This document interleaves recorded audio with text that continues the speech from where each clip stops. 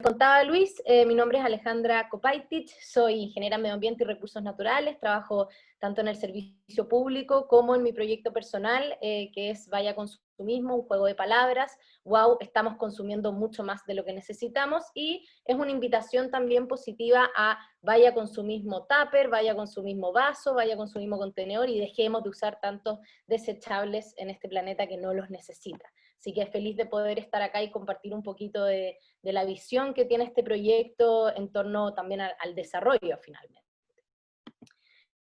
Hoy en día tenemos muchísimos problemas, estamos sobrepoblados, ese es un hecho, hay una sobreexplotación de nuestros recursos naturales, lo podemos ver con el Día del Sobregiro Planetario, por ejemplo, que fue hace poco. Estamos extrayendo los recursos de una manera mucho más rápida de la cual el planeta puede volver a generarlos, y estamos consumiendo mucho más de lo necesario. Lo vemos en días cuando hay ofertas, o en días específicos donde mucha gente se vuelve loca por las compras, y finalmente todo eso va, la gran mayoría, a convertirse en basura con la economía lineal que estamos teniendo. Y sumado a estos problemas porque yo sé que tengo poquitos minutos para hablar, pero cada uno tiene mucho de qué hablar en sí, pero sumado a eso tenemos los problemas que está generando la acción antrópica, lo que estamos haciendo nosotros como seres humanos. Tenemos el efecto invernadero que produce el calentamiento global y que genera el cambio climático que hoy estamos abordando como una crisis global socioambiental. Para esto es necesario enfrentar este cambio de manera sistémica. Tenemos que verlo con acciones tanto de manera global como colectivas y también individual. Tal vez Vaya Consumismo se centra hoy en día más en lo individual, ya que tratamos de motivar a las personas con ideas y consejos simples para empezar los cambios desde lo doméstico, desde las acciones cotidianas. Pero eso no quiere decir que las mismas personas que empiezan a hacer cambios en lo individual van a empezar obviamente a abordar la temática y buscar soluciones de una manera más colectiva, y finalmente las instituciones, los gobiernos y todo están hechos de personas. Entonces esperamos que todos estos cambios puedan abordarse obviamente de una manera global, así como ha sido la pandemia, por ejemplo. Creemos que el peso de esta crisis global socioambiental no se ha tomado como debiera ser. Lo ha dicho Greta, lo han dicho miles de activistas también el último tiempo. Nuestra casa está en llamas y no estamos actuando como si fuera una real crisis finalmente, y es importante abordarlo de una manera sistémica, porque no es solo un problema, tiene miles de problemas asociados, y no va a haber finalmente una sola solución o una sola cosa para enfrentar esto, sino que tienen que ser muchísimas soluciones y muchísimos cambios, sobre todo a nivel global, para poder generar una real solución, o abordar y profundizar en cómo podemos hacer frente a esta crisis global socioambiental. Y acá es necesario entender que para que podamos hacer frente a la crisis socioambiental debemos cambiar la manera en que nos estamos relacionando con el planeta, sobre todo por esta crisis socioambiental y también ecológica, por la extinción, por ejemplo, masiva que estamos teniendo de especies. Debemos apuntar a un desarrollo sostenible en términos de considerar los límites planetarios de bienes naturales, y no creer que podemos seguir creciendo infinitamente en un planeta con límites súper definidos y súper claros. Por lo mismo, bueno, tuvimos el Día del Sobregiro, ya se los comenté. Los países deben apuntar hacia un desarrollo sostenible, que entienda la importancia de cuidar la naturaleza, y no un crecimiento infinito que finalmente no va a ser sostenible para nada en el tiempo. Tenemos que entender que en la naturaleza nada se pierde, ¿ya? Todo recurso, todo es aprovechado por otra especie, dentro del ecosistema. Entonces, por eso me gusta mucho cuando, por ejemplo, en Fundación Basura hablan de que en la naturaleza, o sea, la basura es un invento del hombre, la basura no existe, porque si nosotros pudiéramos entender y acercarnos más a los ciclos de la naturaleza, podríamos acercarnos un poco más y entender que lo que tenemos que empezar a abordar y a ver desde lo cotidiano y desde las empresas también, es que hay que ir hacia una economía circular y dejar de pensar de una manera lineal, que lo único que está haciendo es destruir finalmente el planeta, el único que tenemos, y generar basura y contaminación y todos los días finalmente. Entonces, tenemos que entender que hay que acercarnos hacia estos ciclos de la naturaleza, entenderlos y ver cómo abordarlos y cómo empezar a pensar de una manera más sustentable en todo ámbito de nuestra vida, de una manera transversal, no solo como un ítem. Yo siempre digo en nuestras actividades, en nuestras charlas, talleres, que no puedo pensar o no puedo dejar como el tema de la sustentabilidad como un área de mi vida, como yo reciclo, listo, o yo tengo lombrices y hago compost, listo, sino que la sustentabilidad debiéramos abordarla como un todo, como en todas nuestras áreas finalmente de la vida. Y hay que entender también que una crisis no puede, no debe incrementar o empeorar otra. Ha habido mucho tema con esto de los desechables hoy en día, que se están utilizando y muchas veces mal utilizando.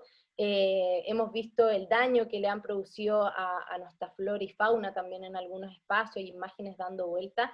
Y si bien la pandemia es una crisis más nueva, la crisis global socioambiental lleva más de 30 años, entonces no podemos no mirarla o no prestarle atención como lo necesita, solo porque estamos frente a una pandemia. Tenemos que abordarla de manera simultánea y empezar a tener acciones y tener un estilo de vida que no haga empeorar una de esas crisis, por ejemplo. Y la propuesta de nosotros, y esta es una de las ilustraciones de Agustín bien simples que nos gusta mostrar, porque no es solo hablar de una cultura y de estrategias que yo puedo implementar en el día a día, es algo que tenemos que pensar para el desarrollo como humanidad que queremos, que es empezar a aplicar estrategias para ser personas más sustentables y tener un pensamiento más sustentable, tratar de evitar y reducir lo que más podamos, sobre todo los envases plásticos desechables, reparar y reutilizar para alargar la vida útil de nuestros productos, y finalmente cuando yo ya eso no tiene vida útil, tengo que ver si puedo reciclar o compostar.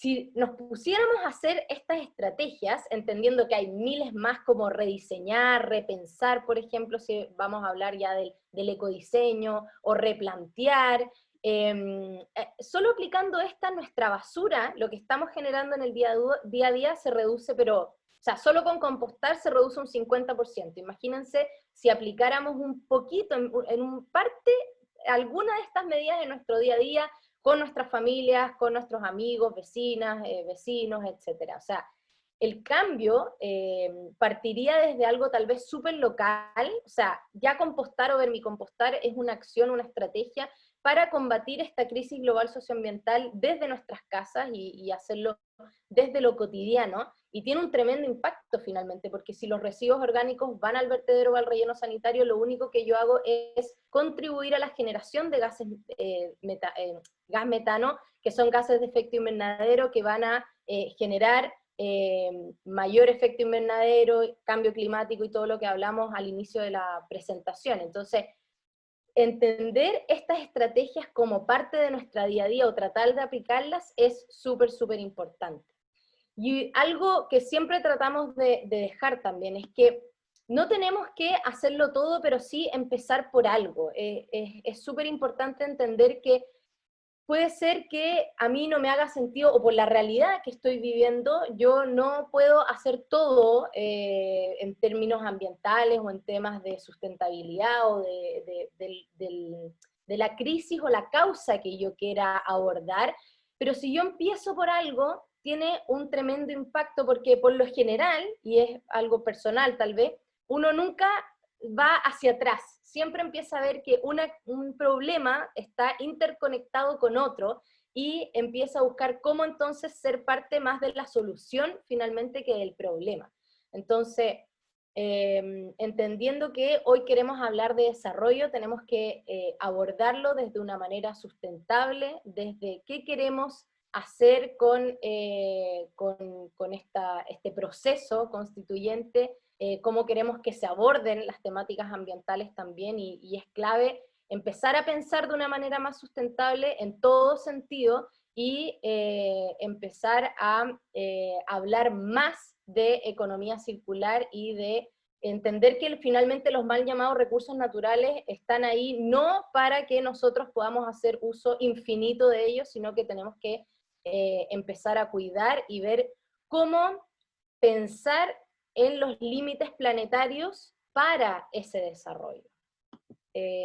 No me quería alargar mucho, por eso hice una súper síntesis de lo que abordamos en Vaya Consumismo, pero invitadísimos, invitadísimas desde ya a seguirnos en Instagram, que es la plataforma que más usamos para ver un poco más cómo aplicar o cómo vivir más la cultura basura cero desde nuestras casas, independiente de la realidad de cada uno y de cada una, siempre hay algo que se pueda ir avanzando y es importante empezar y entender que todo cambio, todo granito va a ayudar. Así que muchas gracias por este espacio y quedo lista después para que conversemos con las presentaciones de los otros panelistas.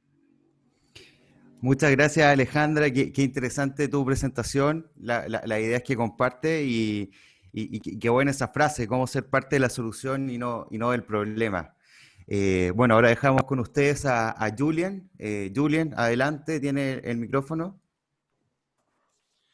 Sí, muy buenos días a todas y a todos. Muchas gracias también por la invitación a participar del conversatorio, que tal como dijo Alejandra, creo que es muy necesario. Importante, pero más que importante, es necesario. También voy a compartir pantalla para compartir algunas imágenes, para apoyar un poco mis palabras. Bien, entonces, claro, también intento responder al título de la invitación, ¿no? Donde se llama a vincular desarrollo y civilización. Y creo que hay que empezar con recordar o aclarar que todos nosotros, todas nuestras generaciones, hemos crecido y nos hemos socializado con la idea de desarrollo como motor del proceso civilizatorio. Y con la imagen de la civilización como si fuera el occidente moderno. Entonces, es la idea de civilización en la que estamos inmersos y que hemos naturalizado, o dicho de otra manera, que consideramos como la condición normal de la sociedad, ¿no? Entonces, habría que alcanzar, la civilización habría que alcanzar el desarrollo. Y finalmente, ¿qué quiere decir desarrollo? ¿Qué quiere decir civilización dentro de este imaginario, como decía, en el que estamos inmersos, occidental moderno? Dejé dos imágenes que creo que ilustran este imaginario. La primera imagen es la entrada de Wikipedia cuando uno busca civilización, y lo que aparece como imagen para ilustrar esto, la civilización, es la ciudad de Nueva York. Entonces, bueno, con esta idea, ser civilizado sería parecerse a Nueva York, ¿no? Básicamente. Y en la segunda imagen, bueno, no sé si todos conocen este juego, pero es un juego video que ha sido muy popular en su momento, que se llama Civilización, y que consiste básicamente, desde el principio del juego, cuando uno empieza hasta llegar al final, consiste en rehacer la historia de la civilización occidental, desde la edad de la piedra hasta la conquista del espacio como la proyección de nuestra civilización. Y todo esto participa finalmente a construir este imaginario del presente y del futuro, participa a construir nuestra percepción sobre nosotros mismos, del pasado y del futuro, de cómo nos proyectamos en el futuro. Y el desarrollo es justamente la última expresión de este proceso civilizatorio occidental. Adoptar el programa del desarrollo permitiría el progreso, un progreso muchas veces restringido a una dimensión material. Entonces la dimensión material casi siempre está medida por el crecimiento del Producto Interno Bruto, del PIB, a nivel nacional o mundial. Aquí es el crecimiento del PIB de Chile, por ejemplo, entonces desde los años 50 hasta nuestros días, muestra como la evolución del crecimiento, del aumento de las riquezas. Y esto sería desarrollo. ¿no? Desde una percepción restringida al crecimiento económico material, como bien dijo Alejandra. Desarrollo no es crecimiento, pero lamentablemente sí, en nuestro imaginario pensamos que desarrollo es crecimiento, y estas cifras lo apoyan. Y de hecho, en el contexto actual de la crisis sanitaria, diría que uno de los miedos más presentes en los discursos públicos, políticos, es que la economía no crezca. Entonces, es necesario reactivar todos los motores posibles para seguir creciendo, lo que permitiría el desarrollo, supuestamente, ¿no? Entonces, en los últimos 70 años, cuando inicia el programa del desarrollo, o la era del desarrollo, después de la Segunda Guerra Mundial, ¿no? Después de 70 años, el desarrollo se ha consolidado como un ideal universal, o más bien universalizado, que se ha universalizado, y una promesa para todos, y su programa sigue vigente y orienta políticas públicas, nacionales, internacionales, así como muchas acciones que lo legitiman y las instituciones que lo estructuran. Y ahí algunas imágenes que también creo que representan ciertas ideas, ciertos imaginarios de desarrollo, ¿no? La integración comercial internacional sería el camino al desarrollo, según el Banco Mundial. También el crecimiento verde, inclusivo, eso sería el camino para el desarrollo sustentable. Bueno, cultivar en el desierto es desarrollo, o sería desarrollo, ¿no? La 5G también sería desarrollo en este caso.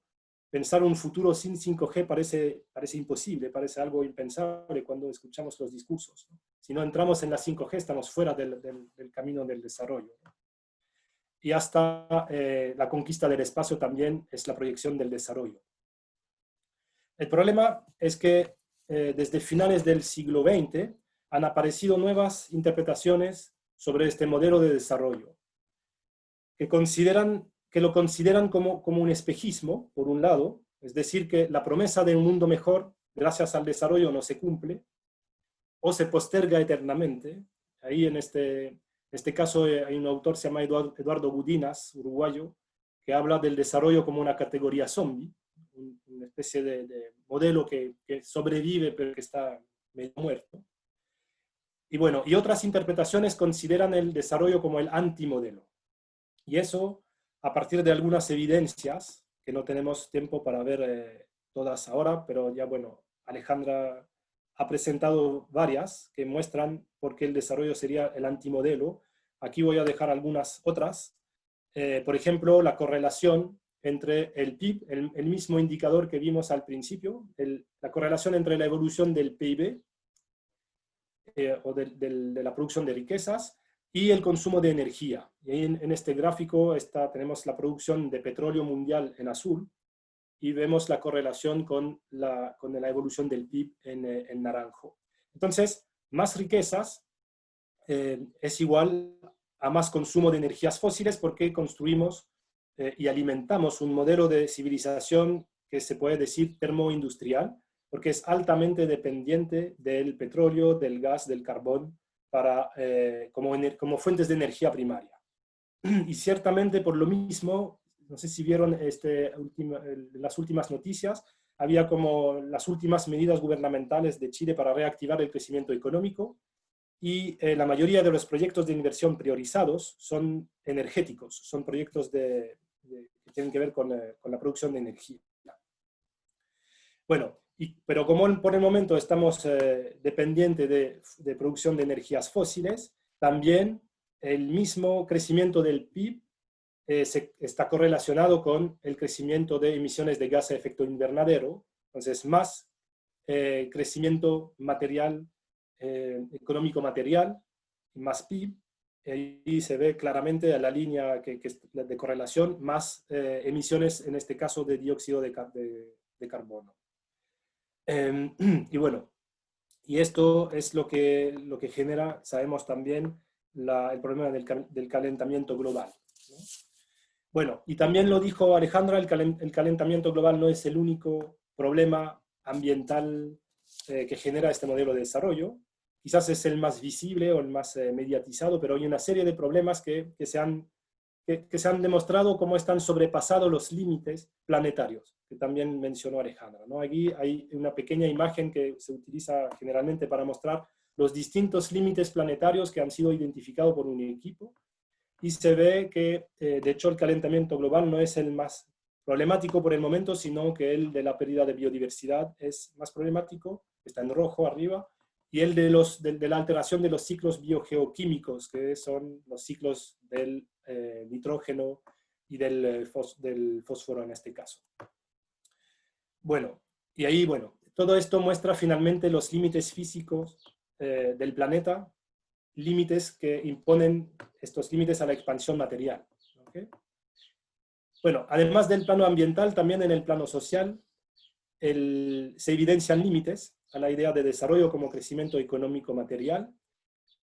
Claramente esto ha aparecido con más fuerza en el momento del estallido social en Chile y todo lo que ha finalmente conllevado el camino para abrir esta posibilidad de pensar una nueva constitución.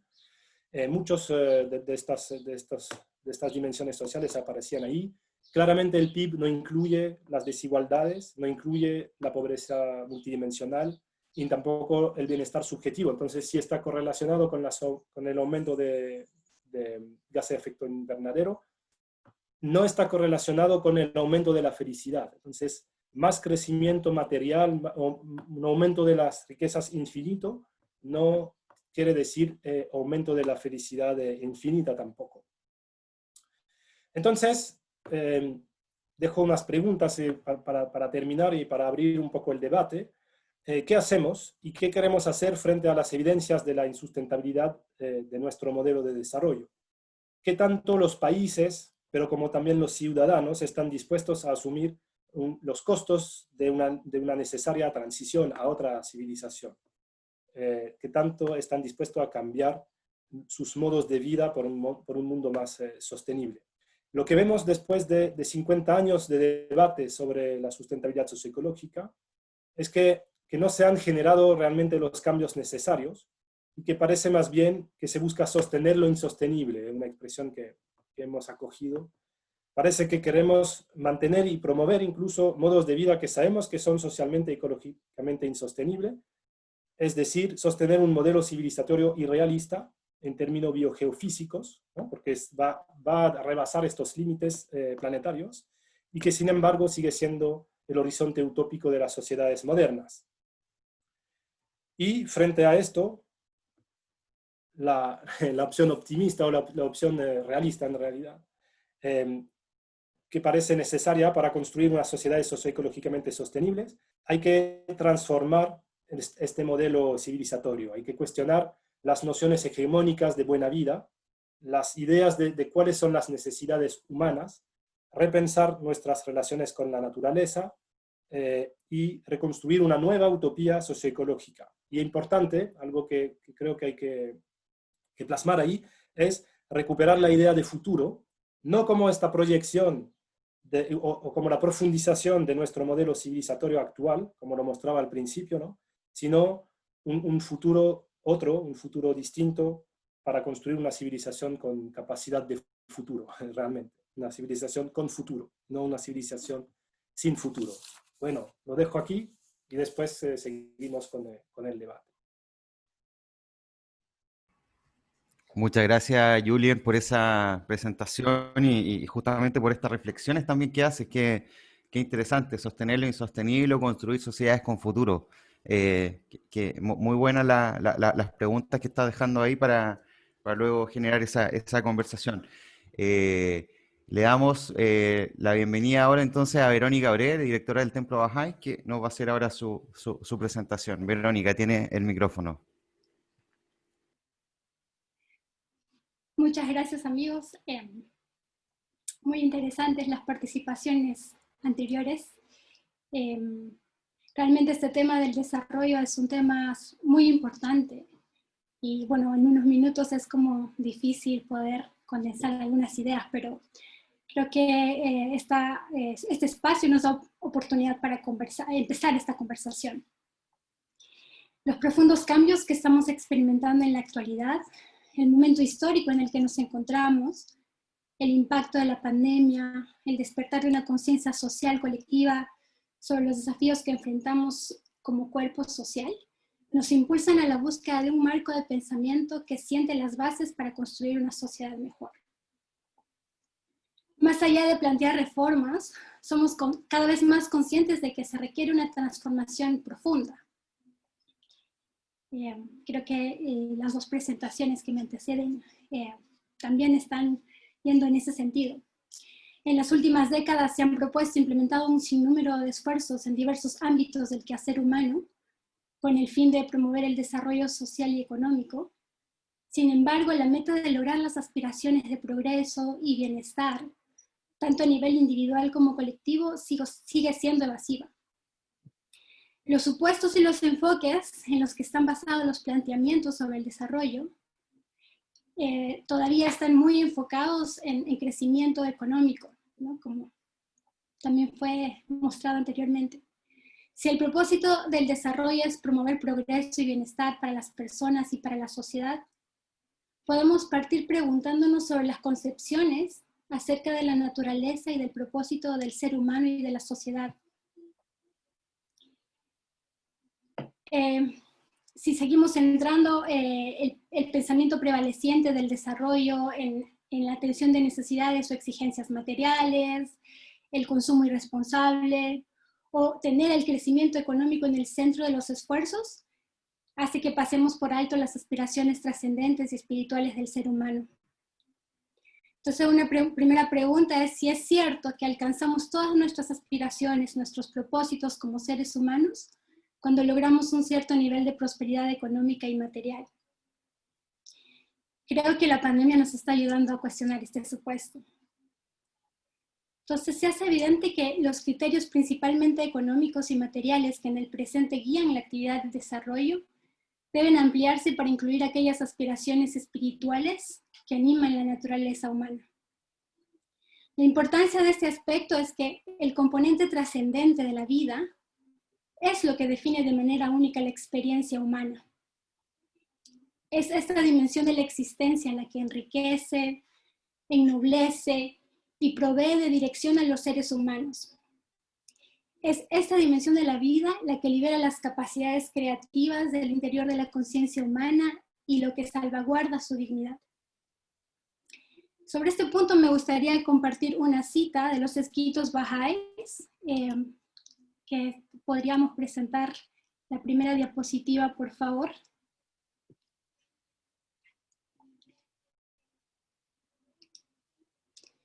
Todos los seres humanos han sido creados para llevar adelante una civilización en continuo progreso.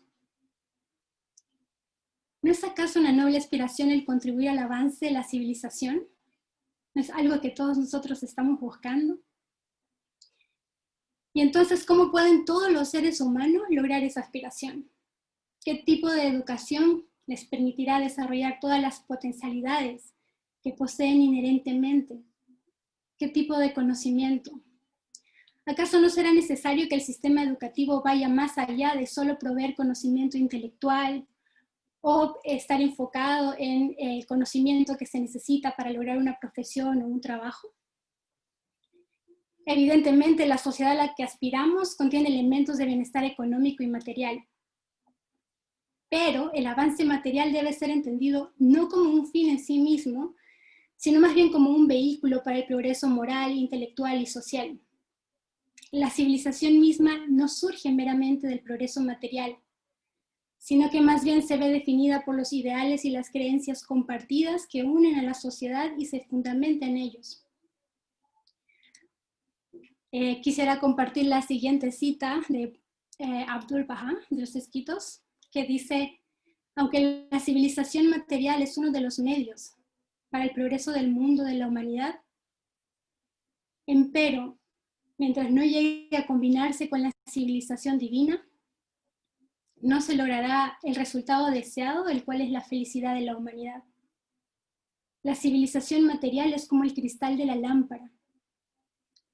La civilización divina es la lámpara misma, y el cristal sin luz es oscuro. La civilización material es como el cuerpo, por muy agraciado, elegante y hermoso que pueda ser, está muerto. La civilización divina es como el espíritu, y el cuerpo recibe vida del espíritu. De lo contrario, pasa a ser un cadáver. Esta afirmación nos lleva a pensar que el desarrollo de una civilización requiere de una coherencia dinámica entre aspectos espirituales y materiales de la existencia humana. Y es precisamente esa coherencia la que buscamos promover a través del Templo Bahá'í. Más allá de ser un espacio muy hermoso, con una arquitectura singular que está abierto a toda la población, la Casa de Adoración es un centro colectivo de la sociedad para promover el afecto cordial. Es un refugio para la más profunda contemplación de la realidad espiritual y de las cuestiones fundamentales de la vida, incluida nuestra responsabilidad para el mejoramiento de la sociedad. Y a su vez tiene como propósito el realizar actividades sociales, humanitarias, educativas, científicas que promuevan el bienestar humano. La etapa de transición en la que nos encontramos nos ofrece una oportunidad para leer la realidad social de una manera única, tanto por el efecto de la pandemia y también porque la sociedad está avanzando a otros niveles de conciencia de manera colectiva, como cuando uno llega a la edad de la madurez. Entonces la propuesta es que al leer la realidad no lo hagamos solo desde una perspectiva de crecimiento económico o de modernización, sino que incorporemos las aspiraciones trascendentes de las personas. Si pensamos en políticas de desarrollo, en cambios constitucionales, replanteemos la visión del individuo y de la civilización que buscamos. Podemos preguntarnos qué tipos de arreglos institucionales, educativos, de salud, de bienestar, de cuidado de la naturaleza necesitamos para liberar las potencialidades de las personas. ¿Cómo generar el desarrollo de capacidad colectiva desde las bases? ¿Cómo integrar la diversidad de la población chilena? ¿Cómo generar espacios de participación y consulta o fortalecerlos para promover el desarrollo de cada localidad? ¿Cómo construir comunidades prósperas? ¿Cómo asegurar que los recursos se destinen a la elevación y regeneración de la humanidad? ¿Cómo promover relaciones armoniosas entre los tres protagonistas de la historia humana, el individuo, las instituciones y la comunidad? Quisiera terminar con un extracto de un documento del Instituto para Estudios en Prosperidad Global que nos dice: un enfoque de desarrollo que incorpore imperativos morales y espirituales conducirá a cambios duraderos en la conducta individual y colectiva. En última instancia, en su esencia, el proceso de desarrollo se ocupa tanto de la transformación de los individuos como de las estructuras sociales que crean los miembros de la sociedad. El surgimiento de modos de vida pacíficos y progresivos requiere de un reordenamiento interno y externo, y tal reordenamiento únicamente puede ocurrir cuando se transforma el corazón humano. Por tanto, para ser efectiva la actividad de desarrollo debe apuntar directamente a la vida interior y el carácter de los seres humanos, igual que a la organización de la sociedad. Su propósito debe ser promover un proceso social que engendre la cooperación, la compasión, la rectitud de conducta y la justicia. Una transformación que impregne cada uno de los aspectos de las relaciones que gobiernan la actividad humana. Tenemos muchas más preguntas que contestar, pero creo que como es un tema complejo, realmente después uno puede ir como continuando la conversación y viendo de qué maneras se pueden ir haciendo pasos más concretos, ¿no? Y bueno, ahí creo que los amigos que están compartiendo esta conversación también están avanzando en ese sentido, ¿no? Y obviamente la idea es sumar a todos esos esfuerzos. Muchas gracias.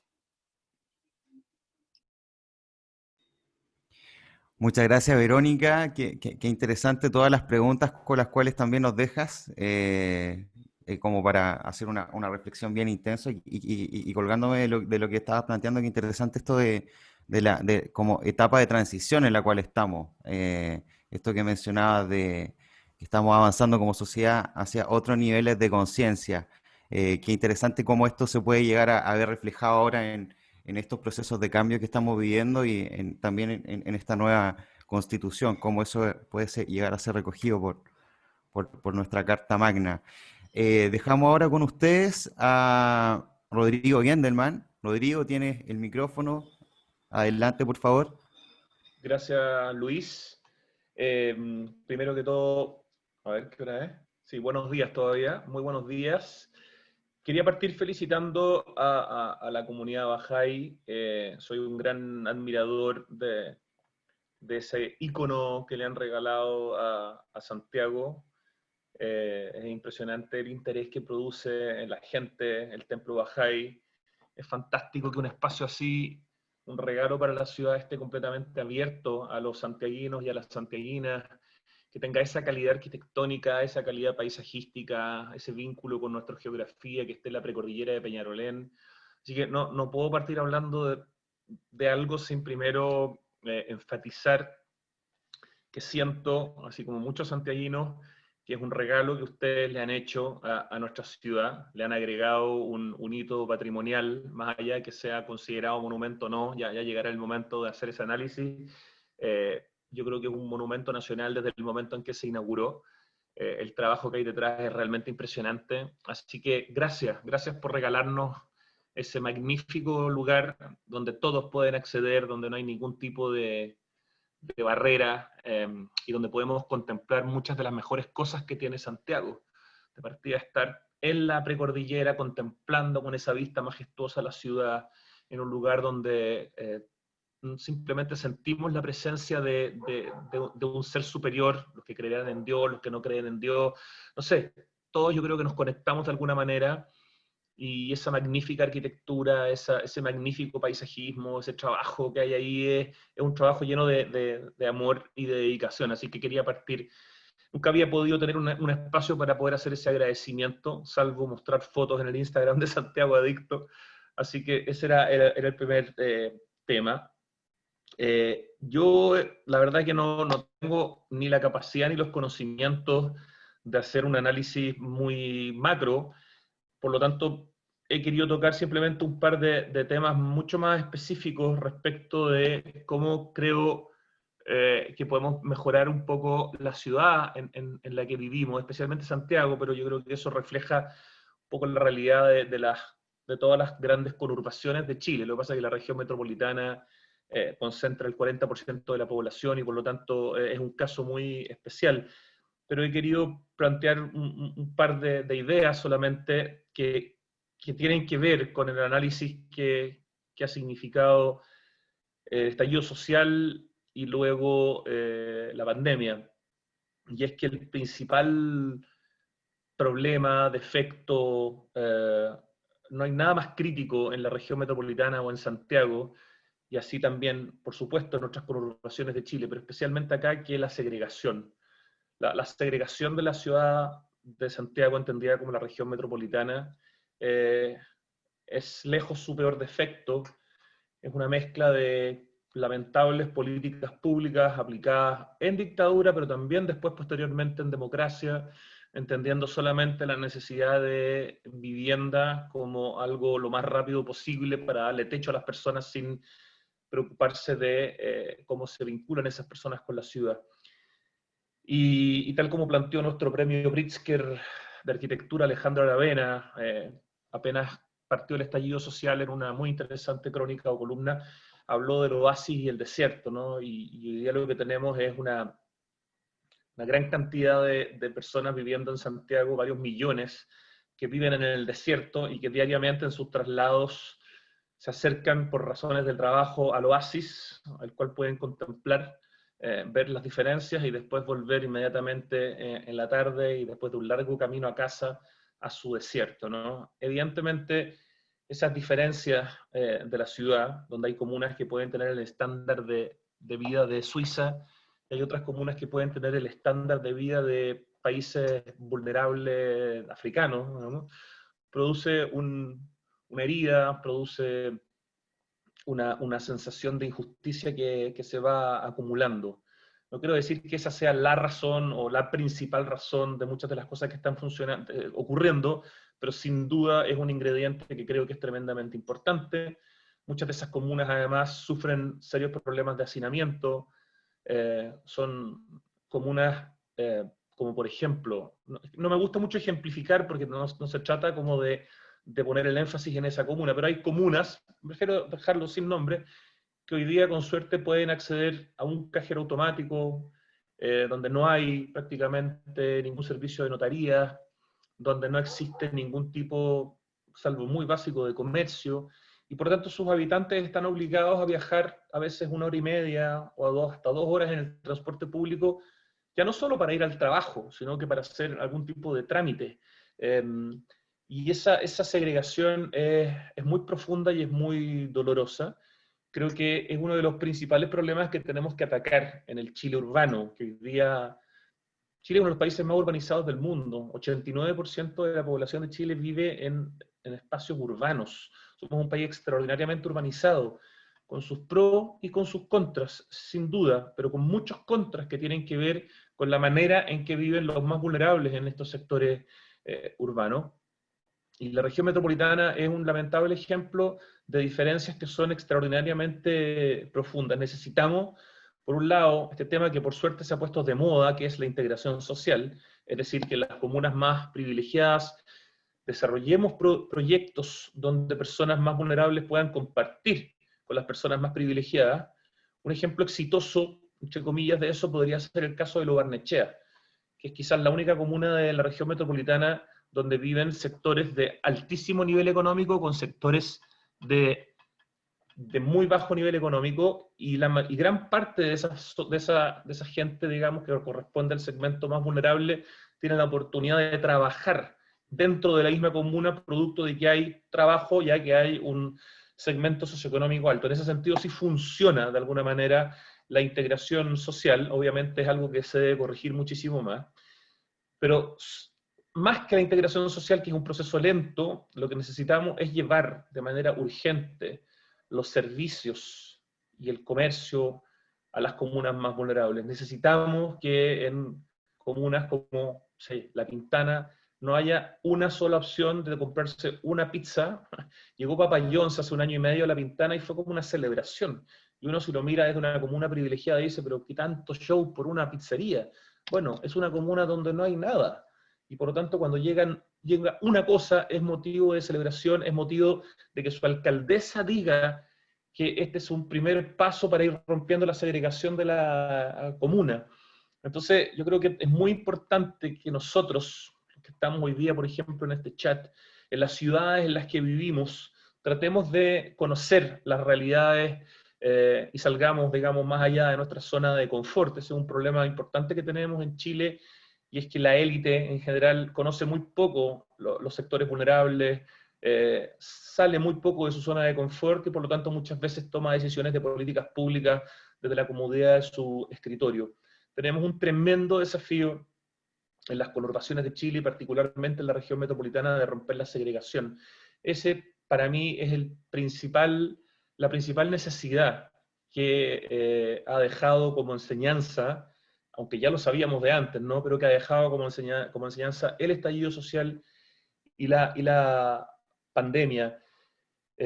Al mismo tiempo, hay un tema que creo que también puede ser quizás discutido en la discusión que lleve probablemente si gana el apruebo, ¿no es cierto?, para modificar la Constitución, que es la necesidad de que las grandes conurbaciones de Chile tengan una autoridad metropolitana. Hoy día, si ustedes piensan en la región metropolitana, son 52 comunas, cada una tiene un alcalde, y no hay un liderazgo a nivel de regiones.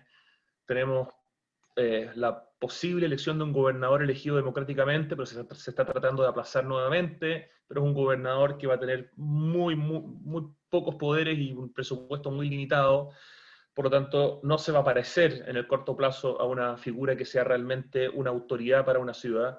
Y ese es un tema que todas las grandes ciudades del mundo que funcionan relativamente con cierto nivel de éxito tienen. Nosotros no tenemos en Chile esa figura, probablemente porque tenemos un sistema presidencialista y por lo tanto una autoridad metropolitana de una región como la metropolitana podría ser una sombra o un gran competidor de un presidente, ¿no? Pero sí podríamos tener tal vez un comité técnico que viera temas que necesitan esa coordinación metropolitana, como son los temas de basura, por ejemplo, los temas de transporte. ¿Qué pasa con todas esas zonas que están en los límites entre las distintas comunas?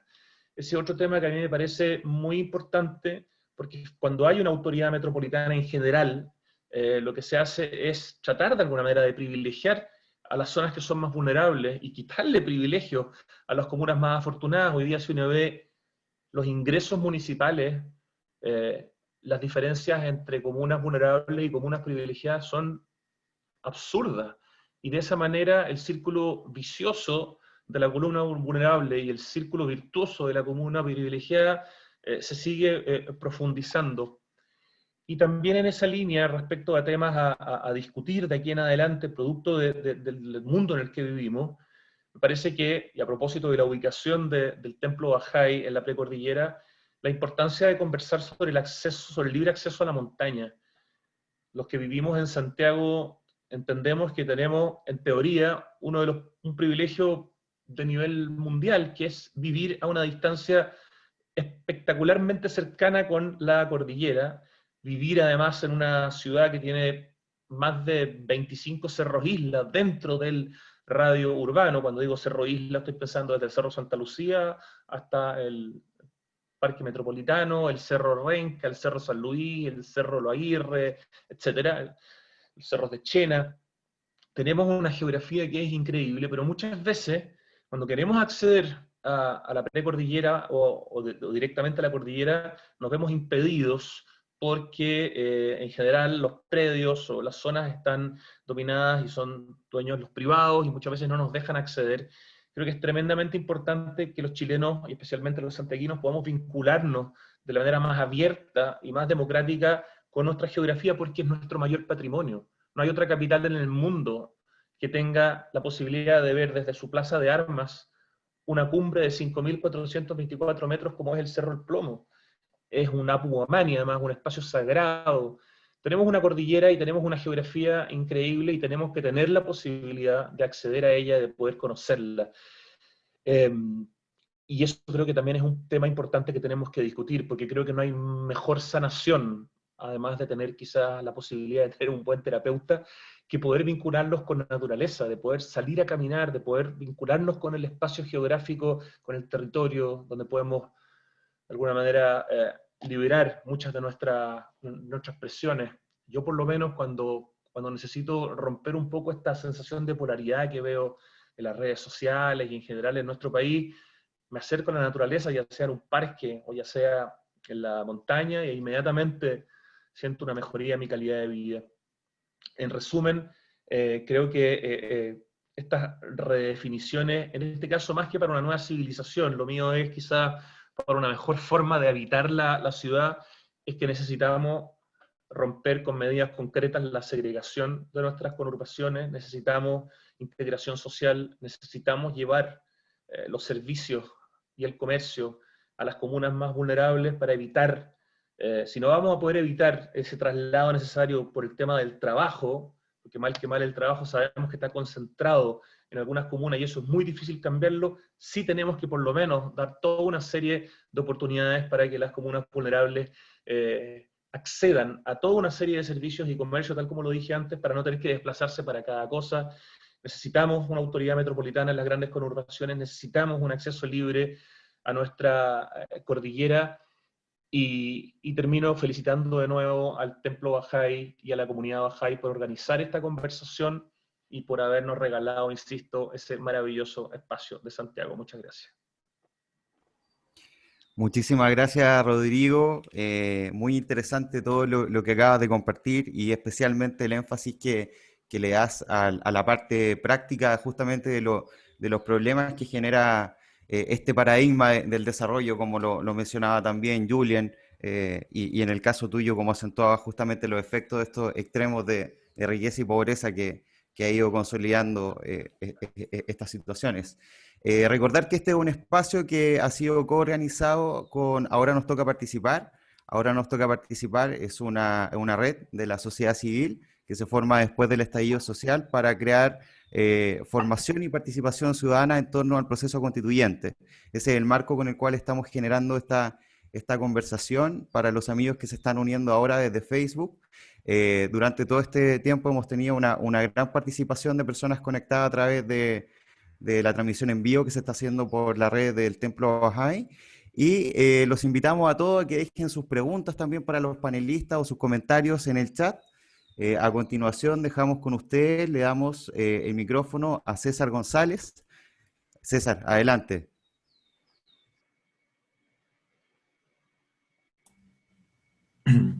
Hola, creo que también buen día a todos por ahora. Estamos a puertas del cambio, pero qué bueno que todavía nos encontramos en esta mañana, o vamos a decir mañana. Quería comenzar también, igual que los anteriores panelistas, agradeciendo a Ahora Nos Toca Participar y a la comunidad Bahá'í por organizar este espacio.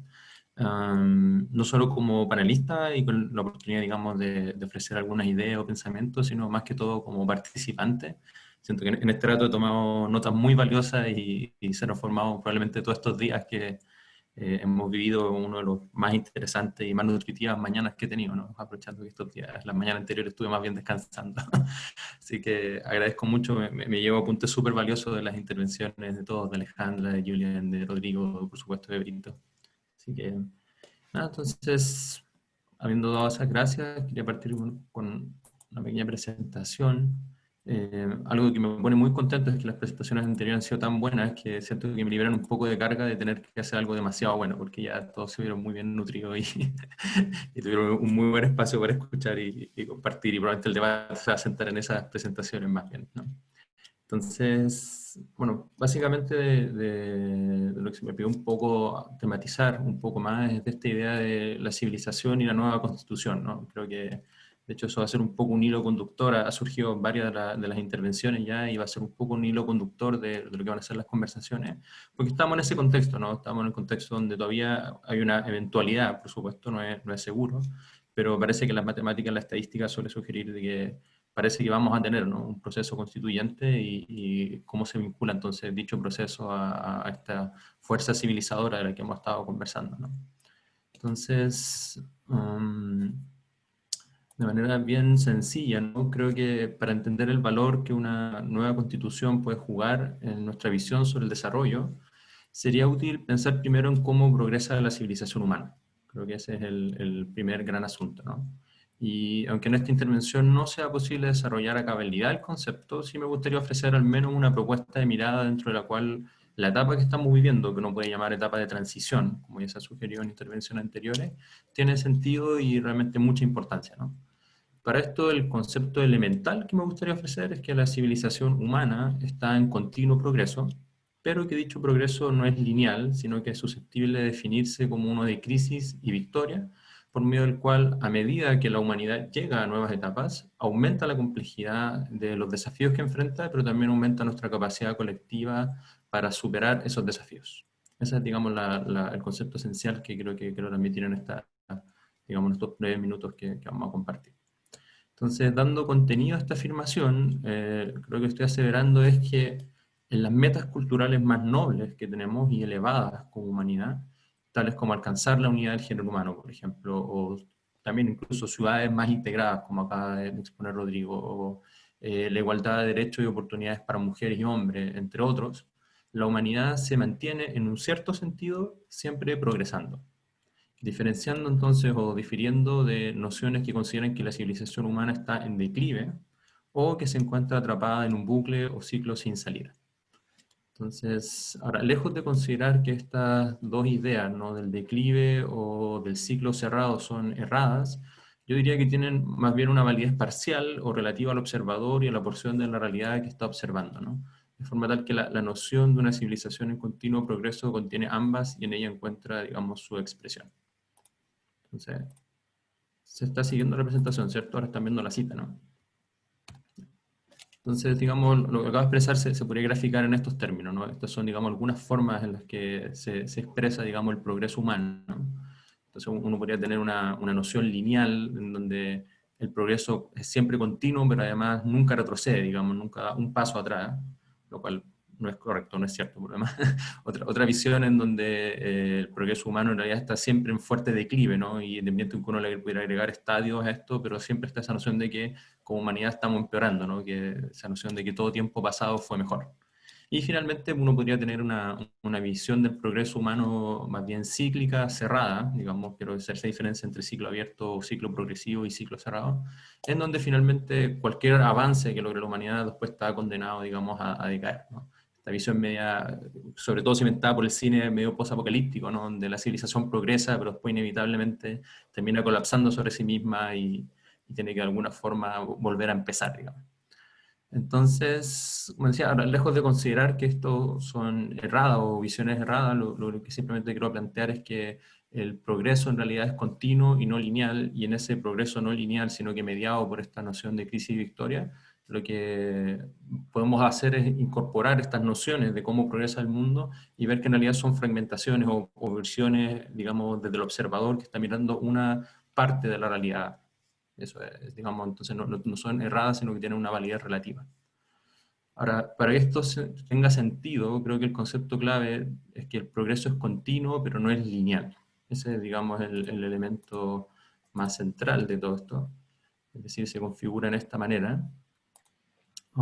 Para que este día entonces tenga sentido, lo que estamos afirmando es que cada vez que miramos al pasado, digamos, o sea, el progreso lineal implicaría decir que cada vez que miramos al pasado, indefectiblemente estamos en una mejor posición que la que estábamos ayer. Y si tomáramos, por ejemplo, la unidad del género humano como una gran meta o aspiración cultural, tendríamos que decir que por cada día que pasa la humanidad está más unida, lo cual claramente no es cierto. Digamos, no es cierto que cada día que pasa uno se encuentra una humanidad más unida, ¿no? Digamos, hay escollo. Entonces, para hablar de progreso continuo, lo que tenemos que hacer es hablarlo en términos o clave de crisis y victoria. Siguiendo con el ejemplo de la unidad del género humano, lo que estaríamos afirmando es que en cada etapa del desarrollo, como fue el paso, por ejemplo, del clan a la tribu o de las ciudades-estado a los imperios, la humanidad enfrenta desafíos más y más complejos al tiempo que desarrolla la capacidad para enfrentar esos desafíos. De modo tal que el estado actual de unidad al que nos aproximamos, en el que la humanidad debe obrar como un todo y coordinar sus empeños a lo largo de todo el globo, tiene también sus propios desafíos. Es decir, estamos en un momento que también enfrenta sus crisis, que demanda nuevos niveles y mayores niveles de capacidad, pero que también nos van a llevar a nuevas etapas y a mayores victorias como género humano. Ahora, visto así, cuando surgen y a veces predominan entonces nociones de que la civilización humana está en declive, lo más probable es que se debe a que el observador está en ese momento mirando o reflexionando desde un periodo de crisis. Entonces, que muchas veces puede abarcar no solo una, sino que en realidad varias generaciones, y por tanto cimentarse de alguna forma, como decíamos, de validez relativa esta idea de que el ser humano está como civilización en declive. No obstante, cuando uno tiene la posibilidad, como nosotros tenemos hoy día, de mirar el panorama más amplio, vemos que esas crisis que fueron en realidad un producto de anteriores progresos, y a su vez permitirán que se alcancen nuevos estadios de desarrollo. Ahora, la otra noción, entonces, desde esa perspectiva, esta noción de progreso continuo, pero escalonado o mediado por procesos de crisis y victoria, de alguna forma contiene, como decíamos, esta idea de la visión de declive, ¿no? En todas estas etapas de la humanidad, no sé si se ve el puntero ahí, uno podría encontrar, digamos, que tiene validez esa descripción, digamos, la descripción de que el ser humano está en declive, tiene validez pero relativa a ese periodo de crisis. No obstante, si uno veía el panorama completo, ve que la humanidad igual progresa. Esa es la noción, digamos, fundamental. Ahora también, esta noción del progreso continuo, pero no lineal, incluye también la noción del ciclo, ¿no? Entonces, como decíamos, la otra noción es que la humanidad está atrapada en un ciclo sin fin, en el que aunque avanza, luego inevitablemente retrocede y vuelve a empezar, de nuevo estas visiones poco apocalípticas, en donde digamos, la civilización de alguna forma implota o explota y termina transformándose en un desierto o en nada, y tenemos que de nuevo entrar a pelear así por la comida más básica o por los recursos, etc., ¿no? Ahora, como decíamos, este proceso cíclico también tiene una validez relativa, pues yo creo que acierta en el punto de que hay un ciclo, y efectivamente es ese ciclo de crisis y victoria, pero lo que parece no advertir es que dicho ciclo no es cerrado, y que por tanto el desafío de una época no es solo una repetición de los problemas de otra, no es que en un momento como humanidad vamos a volver atrás a foja cero y vamos a tener que enfrentar de nuevo todos los mismos desafíos que hemos enfrentado, sino que esos desafíos crecen en complejidad, ¿no? Creo que un ejemplo muy bello que creo que sirve para ilustrar esta noción es, digamos, esta comparación que uno puede ver en esta imagen primero. Entonces, la forma en que se describía normalmente el movimiento del cosmos, digamos, o al menos de nuestro sistema solar, era esta, ¿no? Si se fijan en esta primera imagen, es la forma tradicional en que nos enseña el movimiento de los planetas alrededor del Sol, y de ella pareciera que todo está en un ciclo infinito y repetitivo, que nos hace, digamos, pasar una y otra vez por el mismo lugar. Lo que llevaba a clave de progreso social, digamos, en términos del progreso social, sería esta noción de que el ciclo que vive la civilización lo obliga una y otra vez a pasar por los mismos puntos, una y otra vez, cometer los mismos errores, alcanzar las mismas victorias, pero después inevitablemente volver atrás, ¿no? El asunto es que aun cuando es cierto que estamos en este ciclo orbital, ahora volviendo, digamos, a esta noción de media planetaria, también es cierto que el Sol, por ejemplo, también se mueve, y que en realidad el universo entero está en movimiento. Y que entonces la imagen descriptiva más correcta sería esta, en donde estamos viviendo un ciclo, pero no volvemos a pasar una y otra vez por el mismo lugar, sino que nos movemos en este bucle ahora llevado, digamos, a clave de progreso social, nos movemos en este bucle, en este ciclo, en donde vemos que aunque estamos en un ciclo, este es uno que avanza, y tiene entonces una forma más bien de espiral que de círculo cerrado, ¿no?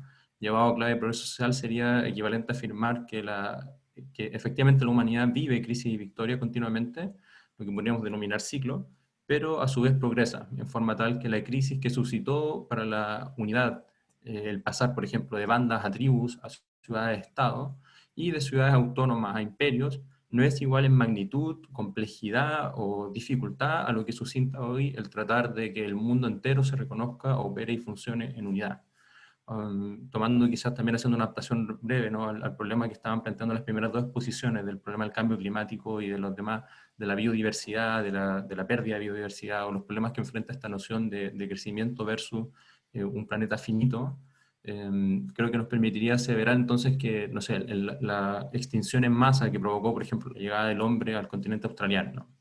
Esa extinción en masa no tiene el mismo grado de complejidad que el que enfrenta ahora la preservación del medio ambiente, que tenemos, por ejemplo, capacidad de dañar, por ejemplo, los océanos, que era una capacidad que el ser humano nunca había tenido antes, o lo que implica también el que podamos dañar el ciclo químico del planeta, ¿no? Entonces, digamos, esos desafíos, si bien son en esencia el mismo problema, su complejidad ya varió y es mayor, ¿no? Ahora, esta visión del progreso, en los términos que acabo de explicar, no es por supuesto una invención mía, sino que está contenida ya, aunque sea en forma implícita, en visiones muy consolidadas y bien fundamentadas de análisis histórico. Creo que la más completa, tanto por su extensión como por su fundamentación, digamos, las pruebas que trae consigo, es la idea de la revelación progresiva explicada por Bajauer, ¿no? Que da, digamos, de alguna forma abarca toda la civilización humana y todos los aspectos de la vida humana. Ahora bien, como estamos en una presentación mucho más acotada, y creo que se refiere también a un aspecto mucho más específico de la realidad y por tanto es más fácil de explicar, creo que el ejemplo que quiero ofrecer ahora de una noción histórica basada en crisis y victoria es la explicación de Thomas Kuhn sobre cómo avanza el conocimiento científico. Entonces, ahí tenemos un dibujito de Thomas Kuhn. Entonces, básicamente lo que explica Kuhn este es el autor que entre inicios y mediados del siglo XX popularizó el concepto de cambio de paradigma, ¿no?, o de paradigm shift, o saltos de paradigma, si se quiere una traducción diferente.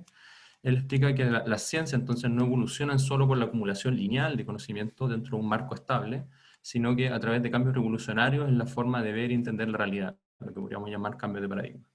Entonces, según explica Kuhn, el descubrimiento de fenómenos que no son susceptibles de ser explicados dentro del paradigma imperante hasta ese momento, lo que él llama anomalías, es decir, fenómenos que cierta teoría científica no puede explicar, cimienta a veces en forma acelerada una crisis dentro de la comunidad científica, que esta comunidad científica entonces empieza a dudar de los supuestos fundamentales que dan forma a su actual acervo de conocimiento y a su metodología, y la forma final en que dicha crisis se supera es a través de la creación de un nuevo paradigma, capaz de explicar las anomalías encontradas y que termina entonces por trastocar el entendimiento de muchos aspectos de la realidad que se daban por entendidos, ¿no?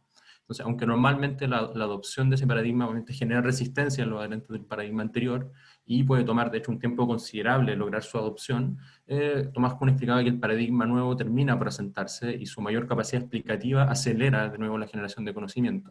Cuando esto ocurre, entonces se consolida lo que él llamaba una revolución científica, surge la ciencia excepcional, digamos, o extraordinaria, y emerge una nueva forma de entender el mundo. Ejemplos sencillos, digamos, creo que todos nos van a sonar de estos cambios o revoluciones de paradigma han sido la biogénesis de Pasteur, esta idea de que la vida, por ejemplo, no emerge de la nada, o la física relativista de Einstein, ¿no? que vino a cambiar los fundamentos de la física entendida en los términos newtonianos hasta entonces, digamos. Ahora, como se puede observar, esta propuesta de Kuhn, de mucha aceptación hasta el día de hoy y que ha sido también, digamos, referenciada en otros ámbitos, ya se incluye también en nociones de psicología o también ha tenido aplicación en ámbitos como la sociología, a pesar de que el mismo Kuhn no deseaba que esto tuviera ese nivel de extensión, digamos, pero se ha hecho igual, refleja con claridad, digamos, este concepto del progreso continuo, pero por medio de crisis y victoria, ¿no? Esta comunidad científica que avanza, pero no, si bien nunca retrocede, siempre está adquiriendo nuevas capacidades, nuevos niveles de conocimiento, no lo hace en forma lineal, sino que vive sus momentos de crisis, vive sus momentos de declive, momentos en donde se siente que no se está generando nuevo conocimiento, no se están logrando avances, hasta que en el intento de explicar las anomalías surge, digamos, una victoria, y esa victoria es el surgimiento de un nuevo paradigma. Ahora, con esto voy terminando, entonces, ¿cómo se relaciona todo esto con un cambio constitucional? Creo que es porque la Constitución, si bien técnicamente es un conjunto de disposiciones relativas a la organización del Estado y los derechos fundamentales que el Estado ahora reconoce a los individuos, eso es técnicamente una Constitución. La verdad es que una Constitución también es mucho más que eso, ¿no? Digamos, una noción moderna de Constitución entiende que la Constitución es una expresión de un paradigma o la forma de ver y entender el mundo.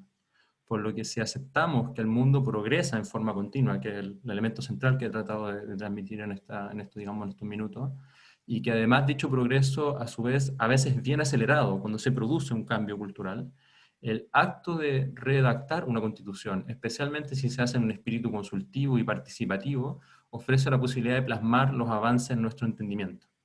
Es decir, no solo es una invitación en abstracto a pensar lo que queremos como sociedad, lo cual es significativamente eso, ¿no? Sabemos que mucho del eslogan y de la invitación a una nueva constitución se ha basado en eso, en pensemos una nueva sociedad, pero a la vez de esta perspectiva que estamos ofreciendo, la constitución a su vez es una forma concreta de reconocer, no solo de proyectar, sino de reconocer los múltiples avances que como colectivo hemos tenido en ámbitos precisamente como el desarrollo, la protección medioambiental, lo que entendemos por familia y lo que entendemos también con nuestra relación con el medio ambiente y con nuestra humanidad como un todo. Eso. Creo que muchas gracias. Muchísimas gracias, César, por esa presentación y por esa relación que justamente estaba haciendo con el cambio de paradigma a propósito de estos entendimientos. Muy interesante todo. Bueno, ahora vamos a justamente recogiendo todas las ideas que ya han sido compartidas a lo largo de estas presentaciones. Queremos estimular una conversación entre los panelistas en torno a los diferentes temas que han estado tocando. Y para eso dejo con ustedes a Tania, que tiene una pregunta que va a ser la que va a catalizar esta conversación. Muchas Adelante, gracias. Tania. Muchas gracias. Hoy César como que se nos adelantó un poco a la reflexión, porque era precisamente habíamos preparado para ustedes una pregunta que tiene que ver con esto, cómo todos estos aportes que ustedes han hecho desde su disciplina, desde su perspectiva, cómo este proceso constituyente en el fondo aporta a la construcción de esta nueva civilización que hemos estado hablando. Esa es la pregunta que les teníamos preparada para que la podamos compartir y también invitamos a todas las personas que están viéndonos a través de Zoom y a través de Facebook a hacer sus preguntas o sus comentarios para poder transmitírselo a ustedes. No sé quién quiera tomar la palabra. Yo solo quiero decir algo muy cortito, que creo que si vamos a armar una nueva constitución y se va a dar la instancia para rediseñar esta nueva constitución, los temas ambientales no pueden quedar afuera. En la presentación de Julian lo vimos súper claro, o sea, todos los problemas están interconectados y si no empezamos a abordar las temáticas ambientales, socioambientales, de una manera sistémica, no vamos a tener después un planeta para hacer muchas otras constituciones, otros cambios, como que siento yo tal vez que no se está mirando esta crisis como una crisis, y se piensa que tal vez un par de cambios, un par de acciones van a ser suficientes, cuando realmente no. Entonces, creo que si vamos a hablar de constitución y de una nueva constitución, el tema ambiental sí o sí tiene que estar presente de manera transversal.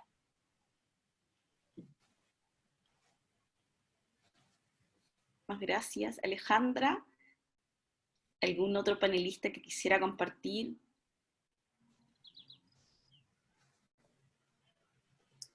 Tal Sí. vez construyendo sobre... Perdón. Perdón, Julián. No, adelante, Verónica.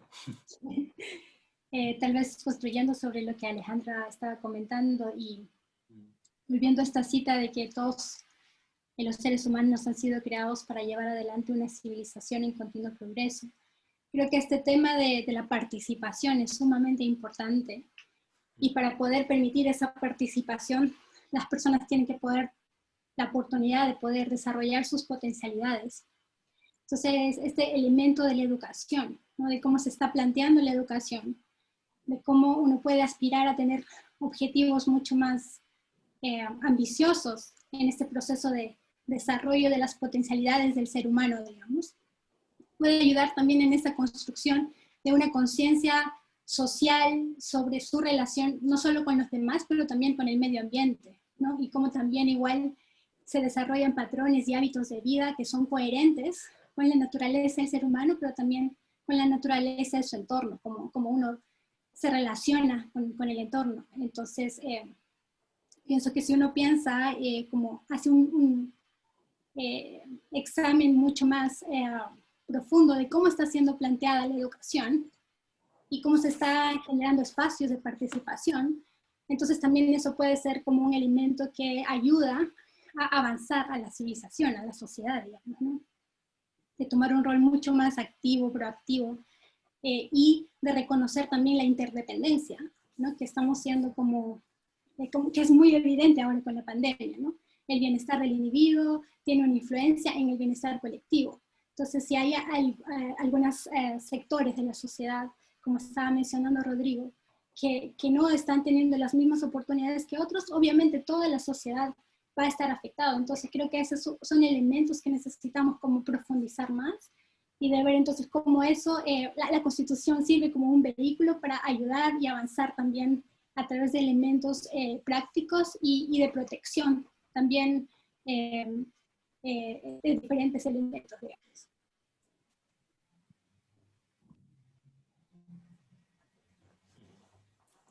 Ahora sí, brevemente creo, no sé si...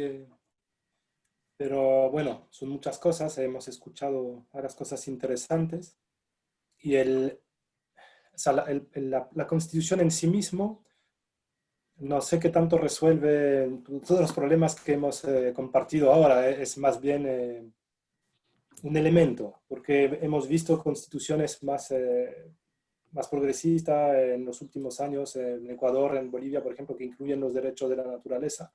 No ha permitido realmente cambiar el modelo extractivista. Entonces, yo creo que más que nada es un espacio donde hay que aprovechar para tener este tipo de conversatorio como ahora, para repensar nuestra civilización, nuestro modelo de sociedad, qué sé yo,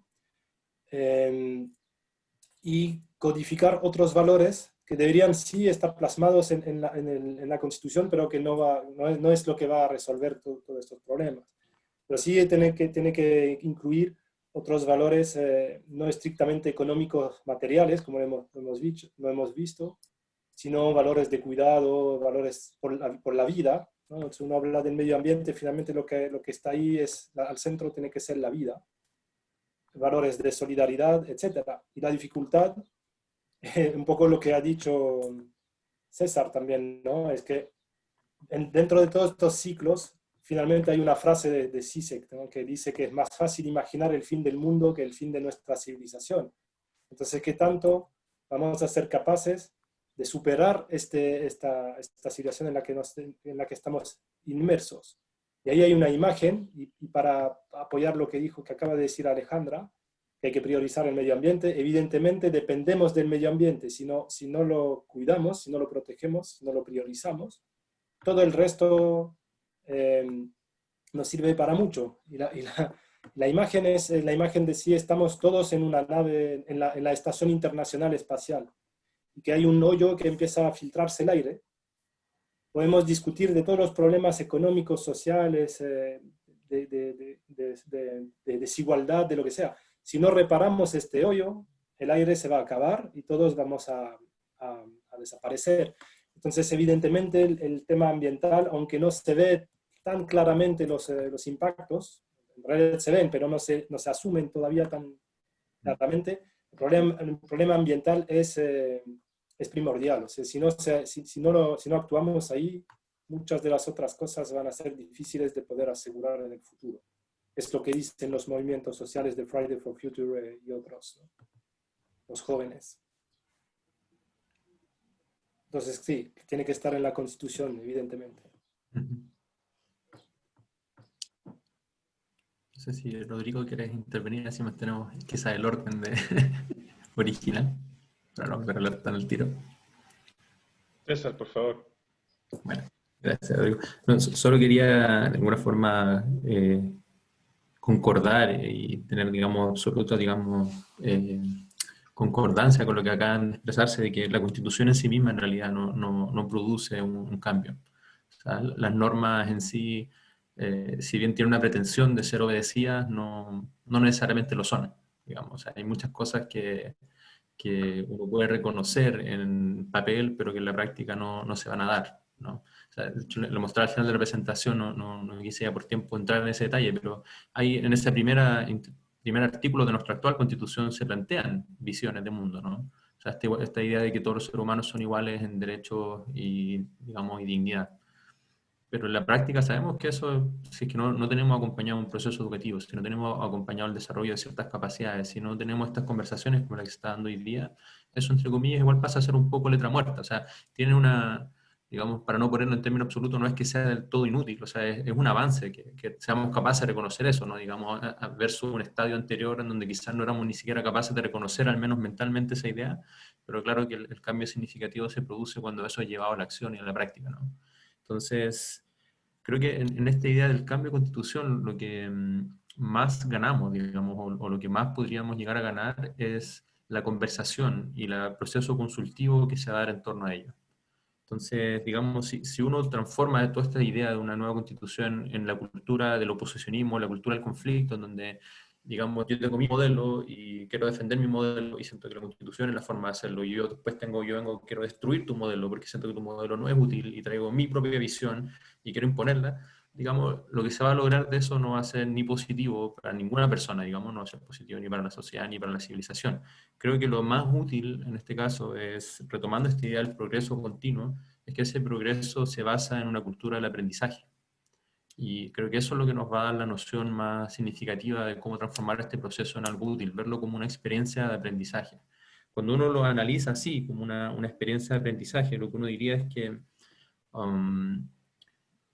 el proceso de escriturar una nueva constitución implica una conversación en donde nos ponemos no solo de acuerdo en qué es lo que queremos hacia el futuro, sino hasta dónde hemos llegado actualmente como humanidad.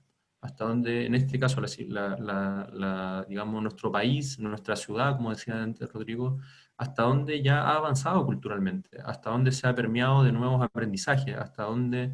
Y hacer eso es muy significativo porque el aprendizaje tiene esa cualidad de que si yo no lo verbalizo, si no lo transformo en algo escrito muchas veces, si no soy capaz de reconocerlo en palabras, puede que lo tenga, pero no soy consciente de ello, ¿no? Entonces, creo que lo que va a surgir en este tipo de conversatorios como el que está dando hoy día, como lo que está promoviendo ahora Nos Toca Participar, o otras varias entidades que están haciendo lo mismo, es que nos van a permitir como sociedad conceptualizar no solo lo que queremos, sino también lo que ya hemos avanzado. Y ahí me parece que uno de esos avances, por ejemplo, lo que acaban de mencionar Alejandra, Julian y Verónica, el reconocimiento del medio ambiente y la educación. O sea, esos dos temas son centrales y se han desarrollado en los últimos 20 años en Chile. O sea, si uno mira hacia atrás, la visión que había sobre educación en Chile, o la visión que había sobre nuestra relación con el medio ambiente, ha ha progresado significativamente, o sea, ha progresado dentro de un marco súper acelerado. Se están dando hoy día conversaciones que hace 20 o 30 años quizás en Chile no se daban, ¿no? Entonces, ese creo que es el mayor valor cultural que ofrece una nueva constitución, que nos da la oportunidad de sentarnos y conversar y decir, mira, ¿a dónde nos hemos movido en estos últimos 20 años? ¿Dónde se han surgido estas conversaciones? ¿Cómo nos estamos adaptando a esta nueva realidad? Si hacemos eso, si vemos el proceso constituyente como una etapa de aprendizaje en donde yo conceptúo lo que ya he aprendido, creo que hay mucho que podemos ganar en ese proceso, independiente un poco del resultado concreto que se dé. Y eso creo que nos conecta entonces con la pregunta que creo que acaba de compartir Daniel, ¿no? Que, ¿dónde están esos ejemplos, ¿no? Esos ejemplos de vislumbre de una nueva civilización emergente? Yo creo que, por ejemplo, no sé, yo por citar uno nomás así rápido, o dos, si me permiten, creo que lo que acaba de compartir Alejandra, ¿no? Todos estos grupos y activismo que ha surgido en torno al medio ambiente son un ejemplo de vislumbre de una nueva civilización, cosas que antes no estaban en la palestra, no estaban en la conversación y que hoy día son un menú fuerte de muchos espacios sociales, digamos. Creo que otro, bueno, también de alguna forma agradeciendo ya que Rodrigo lo mencionó para no ser tan autorreferente, pero que el mismo Templo Bahá'í es otro ejemplo también de esos vislumbres de nueva civilización, ¿no? Rodrigo mencionaba, uno de los grandes problemas de nuestra sociedad y de nuestra ciudad en particular es la distancia, la segregación, ¿no? Faltan espacios en donde nos juntamos. Plaza Italia, siempre hay un análisis muy interesante que Plaza Italia cumple un poco ese rol, porque justo el punto que conecta estos dos extremos, ¿no? Estas dos, digamos, realidades que vive Santiago. Y creo que, pero a su vez, digamos, de alguna forma Plaza Italia, a pesar de ser un punto de encuentro, también es como una frontera, ¿no? Es como la frontera natural entre un mundo y otro. Creo que Templo Bahá'í algo que ofrece es que es un lugar de pura y llana integración, en donde realmente uno puede ver personas digamos, no sintiéndose que están llegando a la barrera donde se unen, sino realmente un lugar donde se integran y donde pueden compartir, digamos, juntos. Un complemento muy cortito solamente, porque creo que César dijo varias cosas que estaban en mi cabeza y les dijo mucho mejor, pero por lo menos desde mi perspectiva y la razón por la que yo voy a participar en el proceso, digamos, en el plebiscito y voy a votar apruebo, es porque siento que este proceso es bueno porque es un proceso terapéutico a nivel de sociedad. Creo que esto es una especie como de terapia que nos hacemos como sociedad, que la necesitamos profundamente, que nos da la oportunidad de regenerar algo de todo ese tejido social que se ha ido perdiendo desde el año 73 en adelante, por distintas razones. Chile era un país que tenía bastante más tejido social hace décadas atrás, ¿no? Y la crisis de varias instituciones, desde la misma iglesia, ¿no? Que generaba en parte tejido social, todo este proceso de shock que significa un golpe de Estado y una dictadura que dura casi 2 décadas. Hemos tenido un quiebre en nuestro tejido social y eso creo que es algo que se nota de manera evidente en el estallido social que comenzó en octubre del año pasado. Por lo tanto, creo que la discusión sobre la nueva Constitución lo que genera es oportunidades de escucharnos, de poder decir lo que siento, y eso creo que es un proceso sanador, creo que es tremendamente positivo. Y en ese sentido me parece que el proceso puede ser más importante que el resultado. Yo no tengo una expectativa muy alta de cuánto puede cambiarnos la vida una nueva Constitución, pero sí creo que puede mejorarnos la vida, sentirnos escuchados, encontrarnos, y volver a armar en parte ese tejido social bastante destruido. Por lo tanto, creo que en el proceso hay una magia bien interesante y la estamos viviendo. Esta misma conversación de hoy es parte de ello. Eso.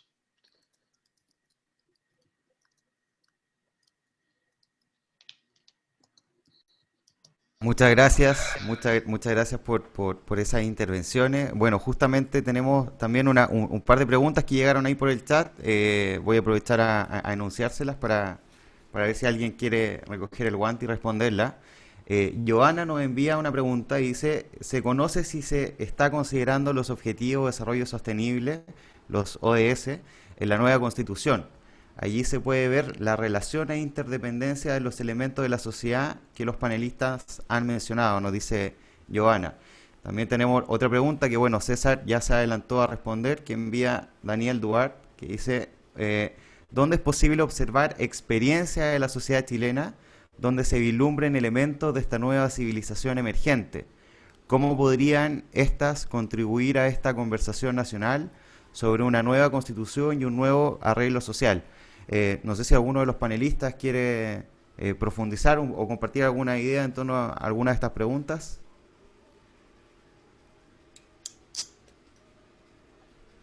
Sobre los ODS, no se sabe si se considera o no, porque todo está por venir, como dijo bien Rodrigo, ¿no? Toda la discusión que pueda haber en torno a la Constitución la deberíamos dar más adelante, ¿no? Entonces, si se consideran o no, dependerá de si se ponen en la agenda. Pero los ODS realmente ya están en la agenda pública muy instalados, no es necesario ponerlos en la Constitución. Ahora, es que arreglan algo o no, ese es otro debate, ese es para entrar pero los ODS realmente siguen privilegiando o priorizando el crecimiento económico. Detrás del manto de toda la consideración social ecológica, en realidad lo que hay es un modelo de sustentabilidad débil, como muy enfocado al crecimiento económico primero, a sostener la economía. Entonces no son realmente la solución, son parte del mismo paquete de respuestas de modernización ecológica que existen desde los años 90 más o menos, 80-90, que no han solucionado mucho el problema. De hecho, si uno mira los objetivos del desarrollo sostenible, uno puede ver cómo la priorización, los primeros objetivos son los que son más importantes, no son el medio ambiente. Bueno, son objetivos muy importantes también del hambre, del acceso a la alimentación, de no a la pobreza, estas cosas, pero bueno, son muy criticables. Y sí, claro, yo estoy totalmente de acuerdo con lo que decía Rodrigo. La Constitución es necesaria, pero también yo, bueno, no soy chileno, no tengo todo este bagaje de la historia, que creo que efectivamente hay que hacer es un momento histórico, el momento que se va a vivir, y es un momento histórico que hay que dejar, que hay que hacer, que hay que vivir realmente, que no hay que impedir. Entonces la Constitución es necesaria, para que quede claro también, como decía, que no va a resolver todo, es necesaria, pero no es suficiente. Eso es lo que quería decir. Pero todo este espacio de diálogo, de construcción, claramente es necesaria para retejer una sociedad un poco más, y darle más legitimidad al mismo instrumento de la Constitución. Y si es que hay experiencias, claro, es complicado. Daniel, tú sabes que intentamos justamente relevar estos espacios. Hay espacios de resistencia, hay espacios de contestación, espacios de construcción de una nueva civilización. Yo creo que todavía están ahí en inicial, como para así decirlo. Pero sí, yo creo que hay espacios de producción agrícola distinta, por ejemplo, de todos los defensores de la agroecología, muy importante para pensar una nueva constitución. Hay consumidores, esto quizás Alejandra puede explicar un poco más, hay cierta conciencia en los actos de consumo, etcétera, que también pueden llevar a una nueva civilización. Lo que pasa es que todo eso es muy inicial, y está toda la atracción del otro modo de vida que hace esta tensión entre vamos hacia un modelo más ecológico, más de suficiencia, o queremos responder al éxito social de este modelo de civilización en el que estamos. Es complicado. Yo estoy totalmente de acuerdo con lo que acaba de decir Julian, sobre todo con el tema de que los objetivos de desarrollo sostenible están súper centrados en el ser humano más que en el ambiente y en el crecimiento, en este caso económico. Y creo que se tienen que considerar, pero no pueden quedar solo en eso, no pueden solo considerarse los objetivos de desarrollo sostenible, hay que considerar muchísimos otros puntos, y si bien estamos con una crisis global socioambiental, también estamos con una crisis social de inequidad, y hay que abordarlas en forma paralela. Con respecto, no sé qué dijiste, Julian, con respecto del consumo, ¿qué dijiste?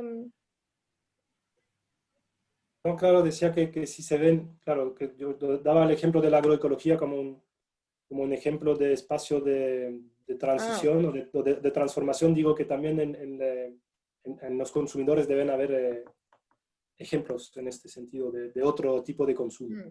Bueno, por lo menos lo que yo he visto desde experiencia personal es que cada día la gente está más consciente de lo que está consumiendo, y por suerte estamos dándonos cuenta o despertando en esto de que lo material no hace la felicidad. De hecho, la bajada de título de nuestro proyecto es Más Simples, Más Felices, y cada día uno ve más pymes, que muchas nacieron antes de la pandemia, de la cuarentena, varias han nacido producto de la pandemia por necesidad, y que están muy enfocadas al comercio local, a preocuparse de quién lo hizo, con qué materiales, de dónde vienen esos materiales, cuál es la mano de obra, etcétera, que son preguntas que no sé si conocen la iniciativa de Fashion Revolution, pero que desde también la moda rápida y otras temáticas relacionadas a medio ambiente, siempre debiéramos empezar a preguntarnos, partiendo por ¿realmente lo necesito antes de comprar? Yo espero que todo esto que estamos conversando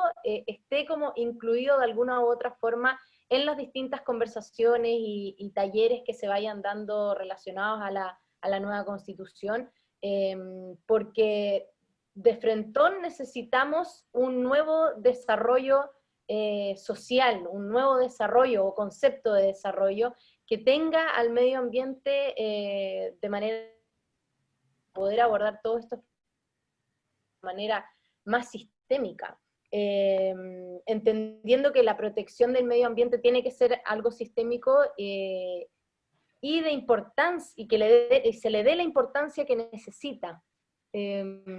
No sé, creo que no sé qué más aportar en ese sentido, pero sí o sí la nueva Constitución y todo lo que estamos abordando, entendiendo que es una pequeña parte de todo lo que va a pasar en Chile, todo lo que va a pasar con este proceso, debe considerar un nuevo modelo de desarrollo que incluya al medio ambiente como eje transversal.